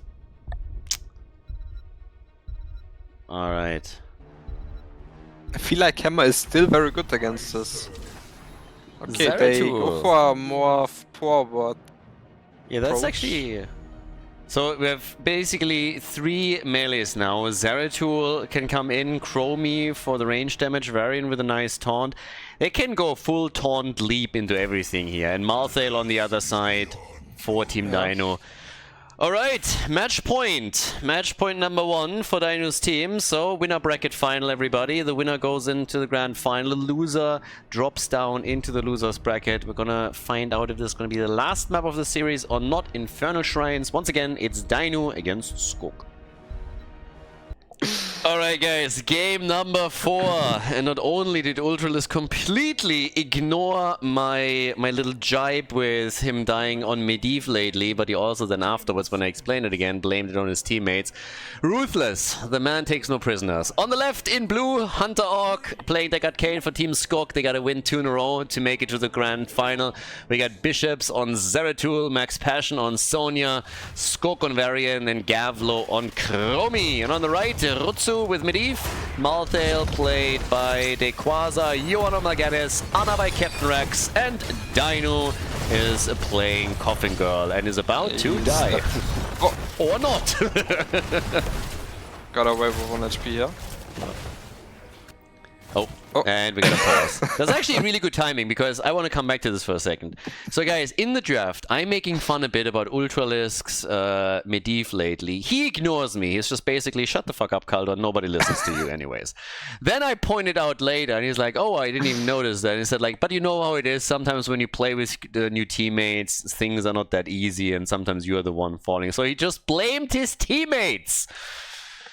You know you have to play later with them, right? You play the next series. Yeah. All right. If I I'm don't your think they're teammate and I watching, listen, hear that being said, and you play Medivh again, I'm just gonna let you die. I'm just literally gonna sit there. It's like, remember earlier? Remember? It's like, yeah, you're not gonna get a heal. And maybe I put Nano in the Medivh then. Ah, okay. Already the special tactics coming out here. I have to admit, there is very little that is more funny than a Medivh that is sitting at 35 plus stacks and then dying, particularly when he makes a misplay. It is, as an That's ops... like the worst thing that can happen to you as Medivh when you have like 30 plus stacks and then you die. I'm not sure if it was you or someone else, but I feel last week we had on Towers of Doom, we had a Medivh top right. It's late game already, 37, 38 stacks, was already out of the fight, went back in to save a teammate, and both died and the stacks were lost. And I was just like sitting there, it's like, oh, that hurts so much. Yeah, it's brutal, but it's one of the things that's always also quite entertaining when it happens. Yeah. But yeah. That's kind of rough. I think Snitch at some point said something like, if you die with Medivh and lose all your stacks, you might as well just take your keyboard and go home. But I think it's not that substantial these days anymore. You don't think so? The damage output that you get, cooldown reduction, everything? It really much depends on the game. Like, usually if it's a game where you lose your stacks and you have a lot, it means that you accumulated them like throughout the game, and if you haven't completed it in late game, then it means you're not really able to press it a lot of the time. So it doesn't make that much of a difference since you're not going to press Q that often anyways, because I hear a lot of excuses there, a lot of coping. No, I'm just explaining how the game dynamic is. Yeah, like, sure. If it's not a game where you can do a lot of damage because you have to be mindful of something like a Zeratul or a Sonya Leap, that happens to you if you just dismount for dealing damage, then you just get fucked. So what I'm hearing here is like, I die a lot of Medivh, but it doesn't really matter. No, I'm kidding. Yeah. No, but I'm actually quite curious if how this one is going to go now, because when it comes to single target damage and them trying to take heroes down, Skogh's team has some really nice tools. I mean, obviously, Varian, follow-up from Deckard. I want to see how they're going to play it with Sonya. But then again, you have to really pick your target well here, particularly with Medivh on the other side. So many of these plays can just be shut down by a simple... How are you playing as a Medivh player when you're seeing this? When you go up against the lineup, as you can see from the blue team right now, and you're the Medivh player, what is the thing that you look out for the most? And do you particularly hold your abilities back, particularly the shield, where you would throw it out earlier, or how do you approach that? Yeah, basically this game you have to wait for the enemies. Like you cannot press shield before the Sonya Leap if she's in range, basically. Or everything just dies afterwards. And like that's just the problem with the Zeratul, right? Like he will just always go on the Anna, and potentially he just kills her, and you can't even press shield because then Sonya would leap afterwards. So, or just leap you, and then you are the target. It can be very, very scary for this game if Skogh's team gets on the backline. So pretty much like you're not playing around Varian here and any taunt. You can't really play the unless the game target is about to die. game. Unless you're you're really losing someone, but you're just looking very heavily towards Sonya and try and play around her. And whenever you have to use your shield when she has leap still up, then you know you're potentially in trouble there. Yeah. Like when situations like that occur, you kinda have to start pressing leyline very early. When your Anna is getting poked like that. Well, they are the ones. Another way to avoid this type of dynamic is also to get ahead in the game, which is what they're trying to do here, trying to get an advantage by getting the cam. And they are looking for kills here on the Deckard, but I think he will just be fine here. Yeah. Old man low, but still fine, and with the portals they can also retreat. And I gotta say, Rutsu, 13 stacks this early, chapeau, not bad. Like 1 or 2 skirmishes and he's already looking good. Zeratul obviously also going into stacking. Oh, by the way, now that I have you here. Money pick, best mount in the game, yes or no? Yes. However, I didn't play back then, so I didn't get it. All right, very, I'll let that slide. I'll let that slide. But good answer. Upsetting. There are a couple that come close. I mean, you heard it here first, guys. Well, actually, no, didn't. You heard it here first from me, but now you heard it here from him too. Money Pick, clearly the best mount, but there are alternatives. Deckard, on the other hand, he's gone, and so is Varian. Yeah. If you're in that situation of the blue team and you know that this is match point, how much does it affect you if you lose a few of your heroes early on like this? Oftentimes it's not really game deciding, but it's more so the flow of the game turns against you. Is that something that affects you, or do you just shrug that off? I don't think it affects me. Like in this game, I would know that if I was the Skogh's team, then I would kind of go in with the mentality that we should be winning this game. So if we don't completely run it down and keep staggering, then we will win it, because our draft is a lot better into what they have. And yeah, I will just tell my team to stop inting heights behind the wall at some point, and then you just try to reset basically. Best call in game. Stop inting. kind of. So we have the Maltail on the shrine alone here. He's gonna get gone on now, and the Medivh will try to save him. In the meantime, Sonya's getting killed on top. Yeah. Didn't get the memo. The red team is going up there. They're trying to get the kill on the Quasar though. They will probably get him as well. Actually, they do not. He gets out of 1 HP. It's very, very, very bad for Skogh's team here. Yeah, 3 kills to 0. Level 7 is in. They got the talent lead, and they also have a massive lead on the objective. Yeah. So that definitely hurts. Like they got killed on top. They in the meantime lost the shrine. Then they didn't get the kill here. They're behind 1 level now. Like it sucks very much actually. Yeah. I mean, they're in real trouble now. Frozen Punisher, of course, too. And Frozen Punisher with Medivh support is so annoying. I mean, that portal... Yeah, you can literally just portal in here and go on the Chromie. Yeah. Because he will freeze the keep. Yeah, exactly. At the fort. Yeah, well, hasn't done it yet. Missed it by just a bit. So that's actually quite nice for the defending team. Fort is just... This is actually amazing for the defenders. First set of ice circles did not freeze it at all, so yeah, they didn't lose nearly as much as I expected. I really thought they would take There seems to be a team fight here. Chromie is very much in trouble here. However, Dynouh is caught up in the root almost here. Loop as well. I think there should be a... Okay, he didn't have shield, but portal was there. In the meantime, Zeratul is creating macro advantage again. Yeah. Like the thing with Dynouh's comp is they have a lot of trouble because the Maltail is somewhat the hyper carry in this game with the nano boost and the Medivh shield.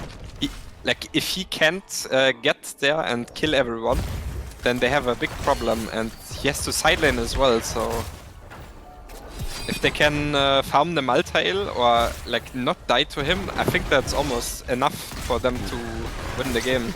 I mean, before they farm out there, they have to get a single kill. Let's start with that. Medivh, 1 HP here, almost dying. Yeah.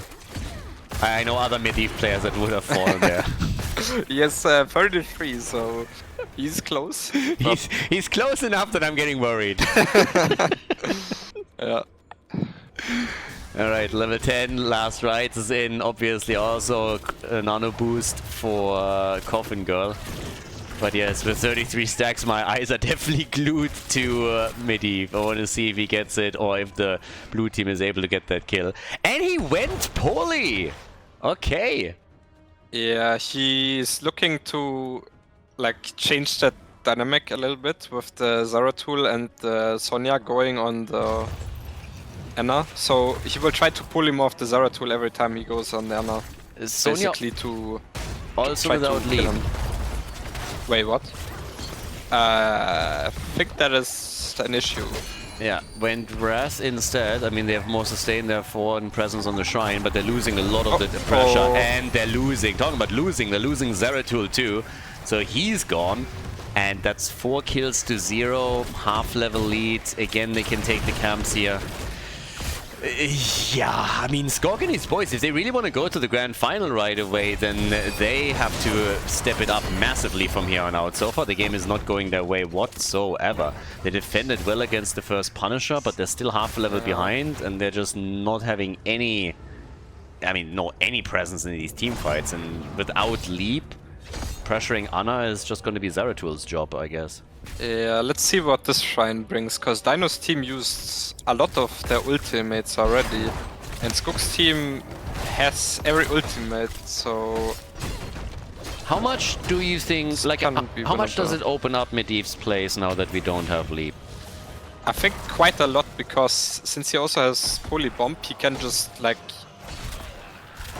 run around and look for the Zerathul. Like, he can just press Polybomb on anyone basically like this, and the same thing could happen to Zerathul as well. But Dynouh is in a lot of trouble since the loop is getting back to him now, and without level 13, Medivh doesn't have enough cooldown for his for shielding him when the loop comes back. They got greedy. Quest completed. Just Quest in time. complete. Time to feed. Literally just in time.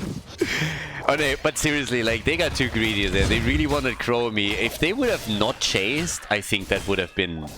I mean, they would have had a much better chance on this one. Yeah, they had to leave way earlier. Yeah. They got both hit hard by Deckard Cain, and then, of course, the kills come in. So now Skogh and his boys are doing exactly what we just talked about a second ago. They got their 3 kills. They're likely going to grab this. It's not over yet, though. Nano boost Mother. Chromie down. Nice kill here. First stack for Malthael 2. Anna is dead in the back, though. Like, this is the dynamic with the Zerathul that I mentioned. Like, he just kills the Anna, and like Medivh has to protect her somehow. Yeah, but Varian dies, so now it's a 4 versus 3. Sonya! Yeah, okay, Sonya is dead too. And yeah, tried for the ult. That was actually kind of interesting. Prediction ult against Zerathul. But Bishops didn't fall for it. And they still claim the Punisher. So, I mean, good for Skogh's team that they at least get the Punisher here. Nice idea also from Dynouh to pop the ult here. Expected Bishops to jump in, but he did it a second later, so it went nowhere. But imagine he gets the kill there. That would have been sick. Yeah, that was pretty close. But the thing is, they can't really push because almost everyone died here.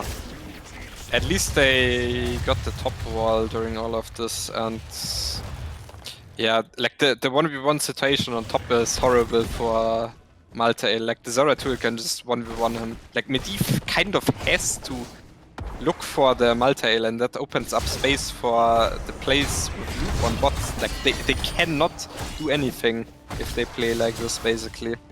They're just checkmated on...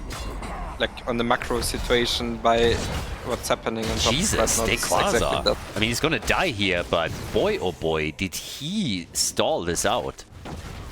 That was actually insane. Like, I thought he would die at least half a minute earlier than that. So yeah, he falls to the 2 of them. But that he made it this long is pretty impressive, and that opens up an opportunity bot lane to take Chromie out, and they take it. So good job. Ford, of course, still pressured up at the top, but at least they're getting a little bit of headway down at the bot lane. I don't think Skogh's team should take this fight. They should just be happy that they survived here and just get control of the game back. Torn in 3. I guess that it was like unnecessary risks, yeah. They got the fort on top in the meantime, which is very big. Like, it makes it even worse for Malthael now in this position. Like, Malthael will get fucked every single time he walks up and the Zerathul is in range to fight him. They have a lot of momentum going for themselves, and they're also getting more aggressive around it. As long as Bishops is playing like he does with the Zerathul and applies the pressure, not only on the one-on-one lane, but also in the team fights, they're in a decent spot there. Anna is really struggling against this. And yeah, it's getting a bit nasty here for sure, but they are hoping to still turn this. 16 for both teams now. Yeah, Chromie is still on the camp while they're kind of fighting here. Somewhat of a random 5v5 Max on bot here. Team should not take this. No second stack for Maltail. Actually, but they got can the look kill. for counter kills, yeah. They used everything on the Maltail, which is kind of a mistake. They should split damage when they're playing against Medivh. Yeah. But the thing is, Dynouh's team can't do anything with this. Well, Because they kind of Zeratul have no push. pop somebody. Zeratul. Ooh, Bishops! Oh, if that sleep dart hits him, he's dead right there. Dynouh was already waiting for it. Yeah. He assumed the sleep dart would hit. They couldn't get that. But they still have a 5 versus 4 now. Can defend the middle. It is tense though. I mean, we look at 9 kills against 5, so there is obviously a lead for Dynouh's team. But if you look at the team fights, they could go either way most of the time. Yeah. The thing though is Dynouh's team, they used a lot of ults once again. And the Shrine is now coming up. However, Zeratul is in a bit of trouble. He should be fine though.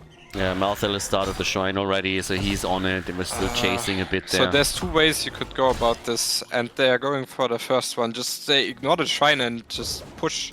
You can fight the 5v4 later when they try to push with the Punisher, and just get the macro advantage here again. Because Maltail has to be on the Shrine.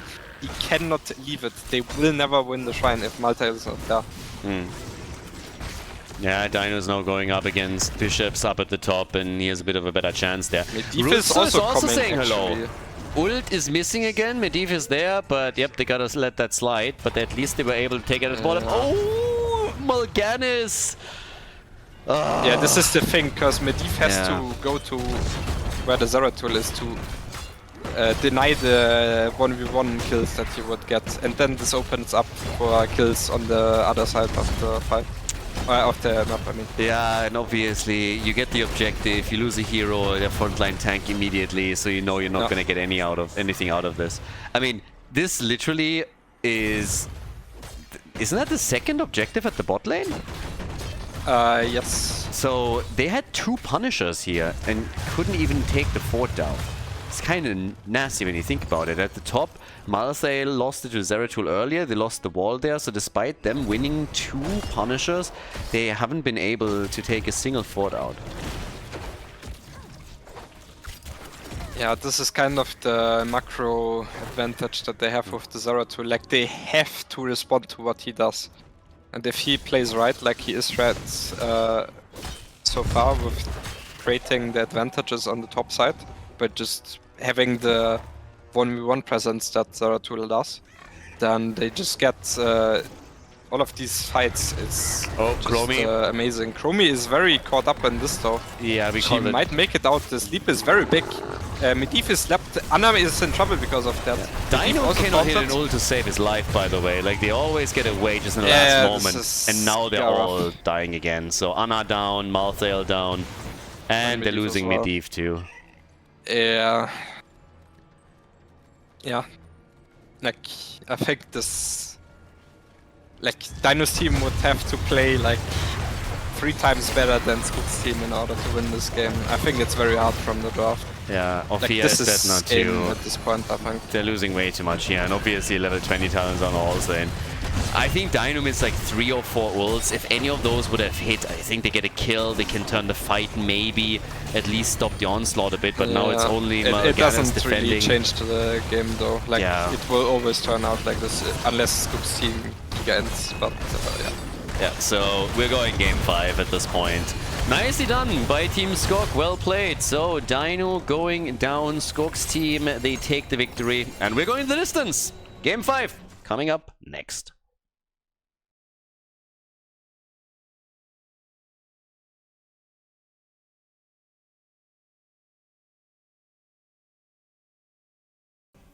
Game number 5, Dragonshire is the final map chosen by Skogh's team. We are first pick and first ban for Team Dynouh. And we've been talking a bit about who is going to win this series, and honestly, each one of these teams obviously can definitely take it. We've seen so many back and forth games, the only exception being Towers of Doom, where Skogh went full NA with his team. But right now, I mean, honestly, I have my money a little bit on Dynouh, but you talked about it too, how close it is. What do you expect here? I think this map 5 will be similar to I think it was map 3 on Towers of Doom. The thing with this format is, it is very draft dependent. So if you fuck up in draft, or if your opponent's draft is better, it doesn't matter how good you are, you will just lose because your draft is worse. Like that's kind of the thing with meta, or like with this format where you can pick every hero only once. The thing though is, it could be either of the teams that gets completely steamrolled now. Do you actually prefer this, where you only can pick a hero once in a series over the other one? I think it depends, because you don't get patches anymore. I can understand why you would go like this. What do you mean we don't get patches anymore? We just had an amazing patch. True, we got bugs fixed, bugs introduced and bug fixed again. But yeah, I'm not sure. I feel like we should do some normal tournaments as well, every now and then at least. Well, right now we got Sergeant Hammer. We expected that. Vala was banned. She was another one we were looking out for. Yep. And Li Ming is also in the mix, so we could get some resets here from Rutsu with Mei at the front. But yeah, Sergeant Hammer and Tyrael. I mean, if you go for a Hammer composition, it's a pretty solid start. Li Ming, then again, I like it that she appears a bit more. Ming was always kind of fun if you get, you know, your resets and a lot of momentum during the fights. Kind of cool. Yeah, I like Ming a lot as well. The thing with Ming against Hammer, though, is it heavily depends on the frontline matchup.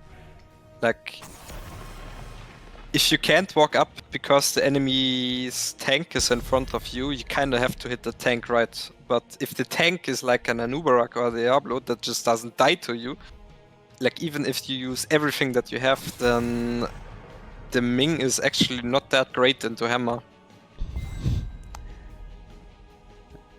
How do you like it here in this case with Tyrael now? At least thus far. I think it can be fine if they can CC the Tyrael. The thing though with the Tyrael is he has the speed on level 7, right? So if you can't damage him, it's kind of like the same thing with Diablo and Anubarak. I mean, and it becomes very hard to play into Hammer. As far as I know, Butcher has some insane CC. I actually like Butcher. We have played it in Division 1 at some point. There was like a very special combo, but yeah, I don't think it will be busted out in this format, yeah. The Thrall is, to some degree, also to protect the Sergeant Hammer and zone the Li Ming from the Hammer, so she cannot hit him, which is very good. I think Zagara actually. Dynouh Zagara, I think, is very, very. It's a lot of miss and sometimes hit. I've seen it win, but I've also seen it absolutely getting destroyed. So then busting the thing is, he wants to put it on bot side to like, it's like a 1v1 type of laner-ish to control the shrine.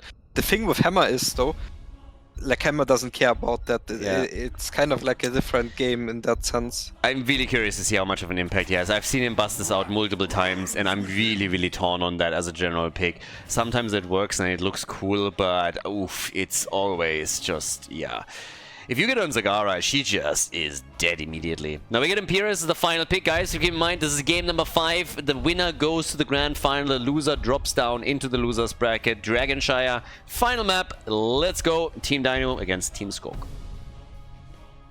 Alright, game number 5, Skogh on Tyrael, the final map, and him going right away also in the Art and Restoration here. We got Max Passion on Thrall, Gavlo on Sergeant Hammer, Hunter Orc on White. Of course, they put the German on the tank, of course. Panzer time. Bishops on Imperius, and on the right side it's Dynouh. So, yeah, Dynouh busting out Zagara on game number 5. We have Johan on Mei, Captain Rex on Auriel, Dequaza on Rexa, and Rutsu looking for those nasty resets with Li Ming. Yeah, time to shine. Let's go. Let's see what they got. But Dynouh, yeah, it's not going to be easy with Zagara. So let's see if the red team can guard her, or if she's just going to get murdered. I mean, calling it right now. What do you think? We're going Judgment, we're going Sundering, and we just like hammer Zagara into the ground, get a moral advantage over that, and I just, you know, demoralize Dynouh and make him tilt. Is that the play here? It doesn't have to be particularly on Dynouh. Like, everyone dies basically that is not Mei, so... Yeah... I just don't see Dynouh's draft ever working. Yeah. Like, Talking we saw it dying. in mids and we saw it top right now. Like, even without ults, they just completely steamroll them, so... Yeah. Before the draft, I really thought that the way that these games were shaping up, that a lot of the control and the way the team fights went, it looked good for Dynouh for the series, but this draft doesn't convince me at all here. So No, Sergeant Hammer is in trouble. Might fall. Possible to win, I think. Saving Gavlo, but that's 2 kills to 0 already as is, and oof, I just think they're gonna be in a world of pain here, no matter how this goes. Do you think that Skogh's team can int hard enough to make this work for the red team? Probably not. Like, they don't even have damage until like level 16 with Zagara, right? Like, they're just completely unkillable with the white main, I think. I don't think it will be even close. I don't know why they're getting the DK for free right now, but it doesn't really make that much. So, welcome to the stream, Ultralisk. It's this. What's happening right now is what we call caster curse. Get used to it. Nah, but the thing is though, like, it doesn't matter. They could lose like 3 keeps and they would still win the game. Okay, I can introduce you to concept number 2. We call this caster copium. Nah, it's still fine. Yeah, freebie on the Dragon Knight, but again, early one, so there wasn't too many marks, so it doesn't get a lot, but of course they at least destroy the top wall a little bit. But yeah, free Dragon Knight, always nice, particularly when you have a bot lane pushing with Zagara and with the Siege Giant camp, so they actually got a lot more out of this little play than I expected. They got 2 walls, essentially. Don't think Hammer should leave bot, like, ever, actually. Like, I think that's how they play this, to just run it down bot, make it impossible for Zagara to play, and then the game will just fall apart for them. And this is also what I mentioned, like, doesn't matter how many people you put on trying to kill someone, you will not kill him, because the white man has enough healing, and they have not enough damage. Yeah. 3 kills to 0, so on the kill count at least the blue team is definitely reigning supreme here. Zagara still dealing with Imperials at the bot lane, but top side they're now sieging up. Yeah, Thrall might come down as well. Yeah, he's looking at Dynouh. Does Dynouh realize though that he's being ganked? I mean, now he knows. He realized he's dead now. He should be. He will try to juke the... Yeah, Bishops wasn't there. If Bishops is anywhere close, they get a kill. If Bishops walked up earlier and Max Passion rooted earlier, I think they could have gotten the kill there 100%. They needed the follow-up from him, but yeah. So Intercession is now in, and obviously Sergeant Hammer has mobility, which is the big part. We get Purge Evil, Divine Vigor, standard aggressive build from Tyrael right now. Wait, Thrall is dead. He didn't realize they were coming. At least he should be dead. Oh. Doesn't even have a fountain and still survives. But I hate this. Like, should I slash W Gavlo, go bot, or like, what is this? I think it's so bad for him to be top. I mean, they're getting kills still, so Oriel is not dead too. So 4 kills to 0, but yeah. I think with the level 7 talents and Sergeant Hammer now having mobility, it starts shifting. You can already see that Gavlo is at the bottom of the map now, so now that he has mobility, he's much more comfortable against Dynouh here. So they're shifting Imperials towards the mid lane instead, and this is pretty much the situation you wanted from the beginning. Yeah, like this is what I've been talking about. If you just make it unplayable for the Zagara by putting the hammer, they just insta-win at that point. Like, if you just keep doing that, the game will, or like the map will fall in shambles for the red team. Oh, did you hear that sound? That's Seeker. I guess it can be fine against Hammer. Yeah. I mean, I don't know, like, honestly, when it comes to Liming, I'm really, like, set in Calamity just being a must-have. Yeah. And the momentum in big team fights. I also think about it the same way. It's the most... Against Hammer, it's I understand the thought process behind it. Maybe work, yeah. Yeah, I get the thought process behind it, but I've seen so many fights, so many games where somebody went into Seeker, it didn't really work out for them as they wanted, and then there are some team fights where I just think if they have Calamity here, they clean the entire thing out. Now you can obviously always make the counter argument that the opponent wouldn't play the same if they were up against Calamity, but I don't really think that necessarily holds. But yeah, I'm not a big fan of that either. We have our Olsen, by the way, and yes, there comes Judgment, and we have Sundering, as already called earlier, so bye-bye Zagara. And upheaval from Imp, actually. That can also have quite a lot of impact, yeah. Now you have the Aegis that you could use to counterplay this a little bit. We get the Ice Wall, we get the Maw. There's quite a lot of things that they can try and set up, but I'm still very eager to see the first combo being unleashed. And look at Thrall. Sundering, and he only hits one. That hurts. Yeah. And Thrall is now a little bit ashamed and ran away immediately.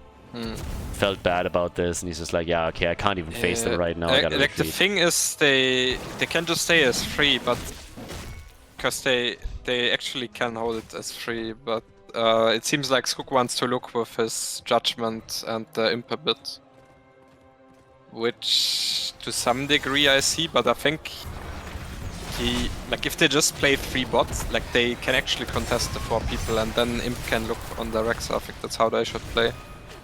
Rexa? Because now, now this the same situation. Like Hammer is going top. It's Judgment. Like, so bye-bye.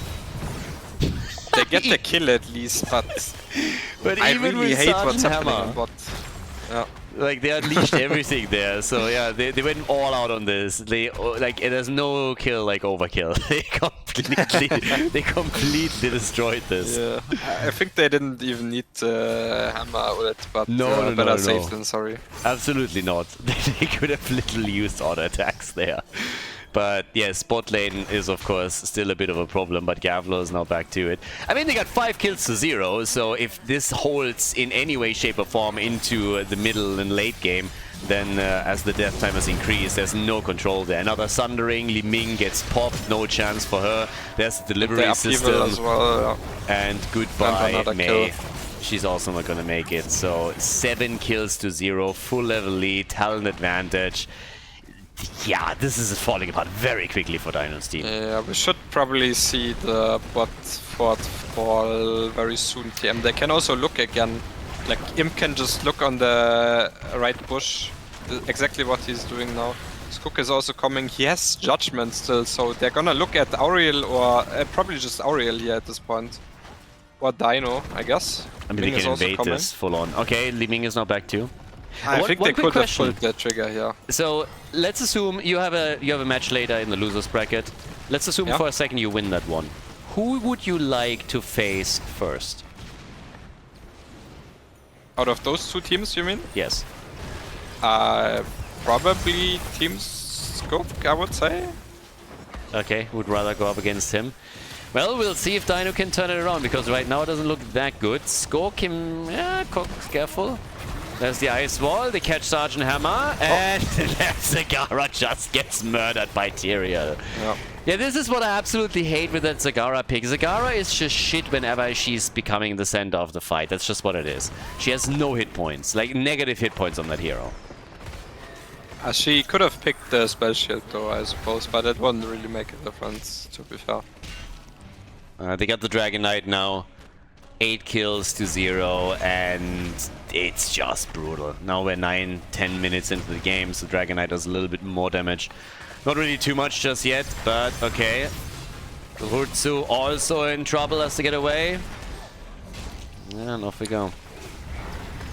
Bot lane, Mei in trouble a little bit. Dragon Knight still doing damage in the middle, and of course down here it's Sergeant Hammer. Wait, Bishops is dead though. Or should be. And Max Passion even YOLOs out another Sundering. Yeah, Dynouh's team here. I think this is where we surrender. The big question, do you type GG in caps or not? Well, 16 is coming up for Skogh's team here. Like, it is going downhill very fast. But again, you can never underestimate the power of a team all of a sudden starting to run it down. So, yeah. But okay, obviously right now they're just dominating everything. 8 kills to 0 and a level ahead. You really see how they're this looking is for going. Dynouh. But this is a pretty nice mod, at least. Can they make something here? Yeah, this is a very split fight. Whitemane though, Whitemane might be able to save the day. By the way, Calamity. Liming is dead. And that's also going to be the end, at least, of Imperial. So they get a counter kill. One counter kill is there, but now Skogh is jumping out again. May is low, Sundering. Well. Just don't have enough. Is not gonna die here with the Whitemane healing. Look, it's just unkillable. Sergeant Hammer's not even here.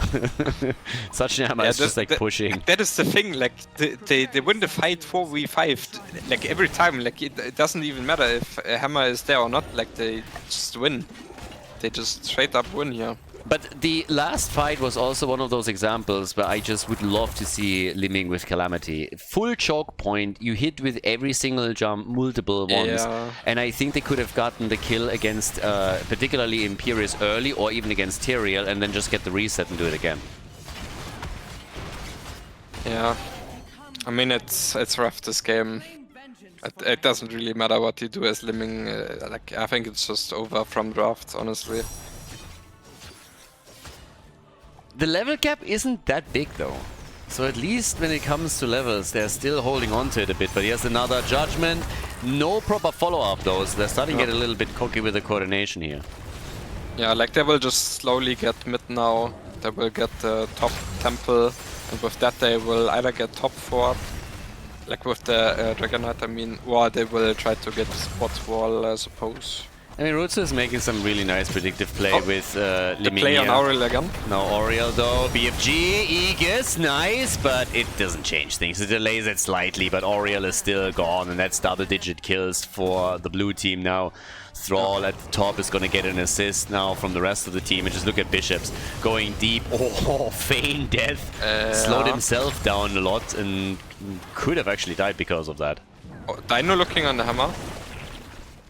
Can't really do anything though.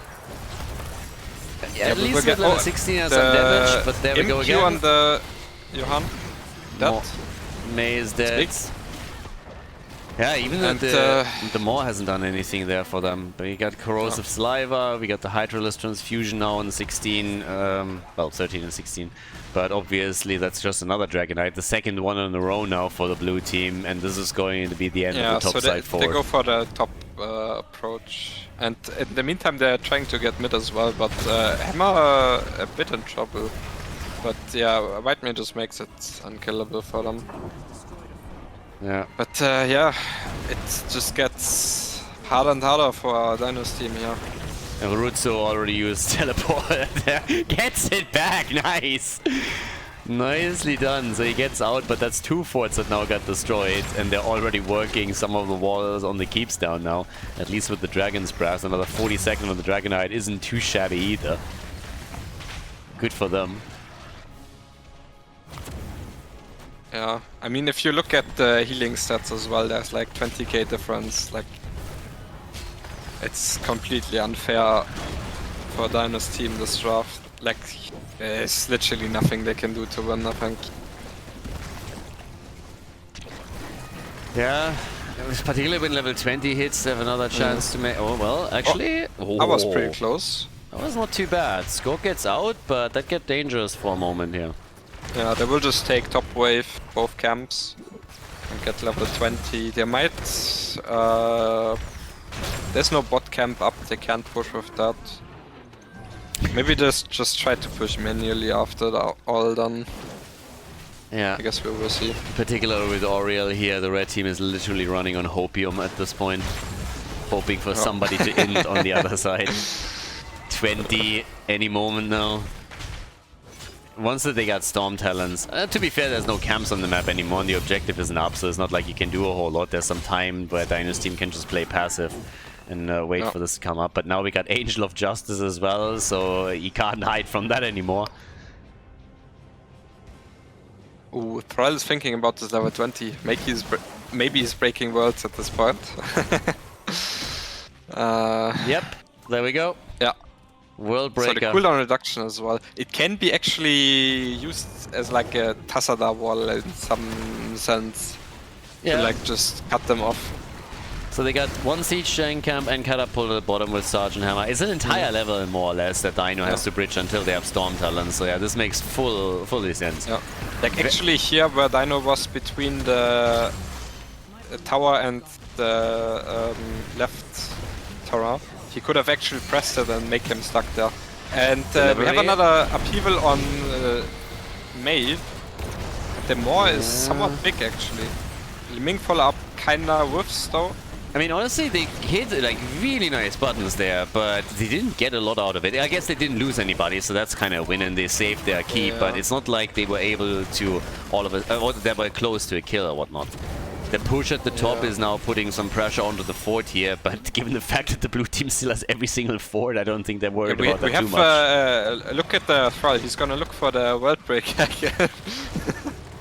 That cooldown reduction is actually insane. How many seconds is that? That's 40. 30. Wait. 40 seconds. 30 seconds only. Yeah. That's actually crazy. Yeah. It's like a basic ability at that point. Oh, here we go. Oi, oi. No, he reduces it by 40 to 30. He's on a 30-second cooldown now. 30 seconds in the end. Skogh is actually close to dying here. The Rexa route. They're not getting anything. Big combo by Rutzo, but it doesn't matter. No, they're getting at least the top fort now. At least they're getting damage on that one. But again, most likely the fort itself is not going to fall. And they have level 20, so... Yeah, the thing though is they can't split, like Rexa has to go top to cap the thing at some point. Because the blue team will send Thrall or someone with the cover of maybe turret top, but actually it seems like we're just getting a full-on 5v5 on bot. I believe at this point they just feel they have to.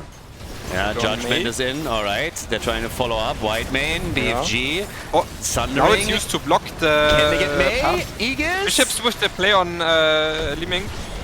Yeah, but she's still alive. Auriel? Auriel is getting blocked by the Mei wall now. Another huge imp here. How are they alive? The Auriel whip saving the day just That was insane. Honestly, 3 heroes should have died 3 times there.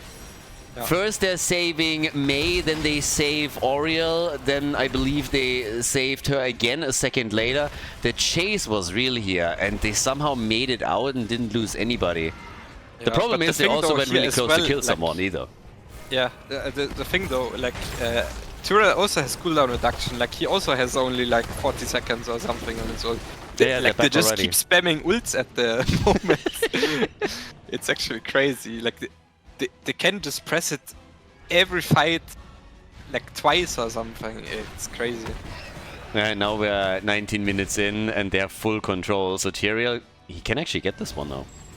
Yeah, it's a freebie, they're not even trying. Giving this, which can be fine because they have the Zagara level 16. It kinda shreds the DK, and Liming also somewhat shreds it. Yeah, but now they have 2 camps at the bottom that they're pushing with. Now the camps are coming as well. It's kind of rough synergy on the camps and the Dragonite, of course.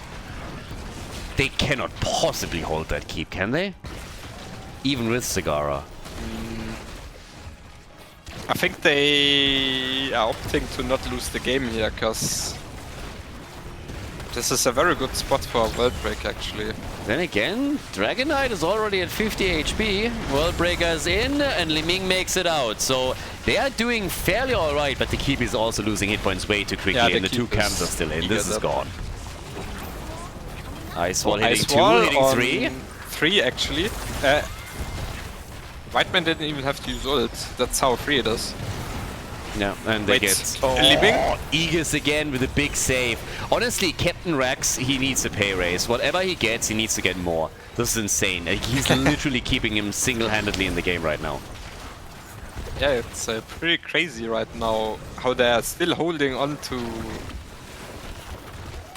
I don't know what's left for them, actually. I mean, this is game 5, right? Yeah. This is do or die. Oh, They got Dynouh. single kill. World Breaker. Zagara, and she's dead. Here we go. And White Man, what? There we go. A bit late.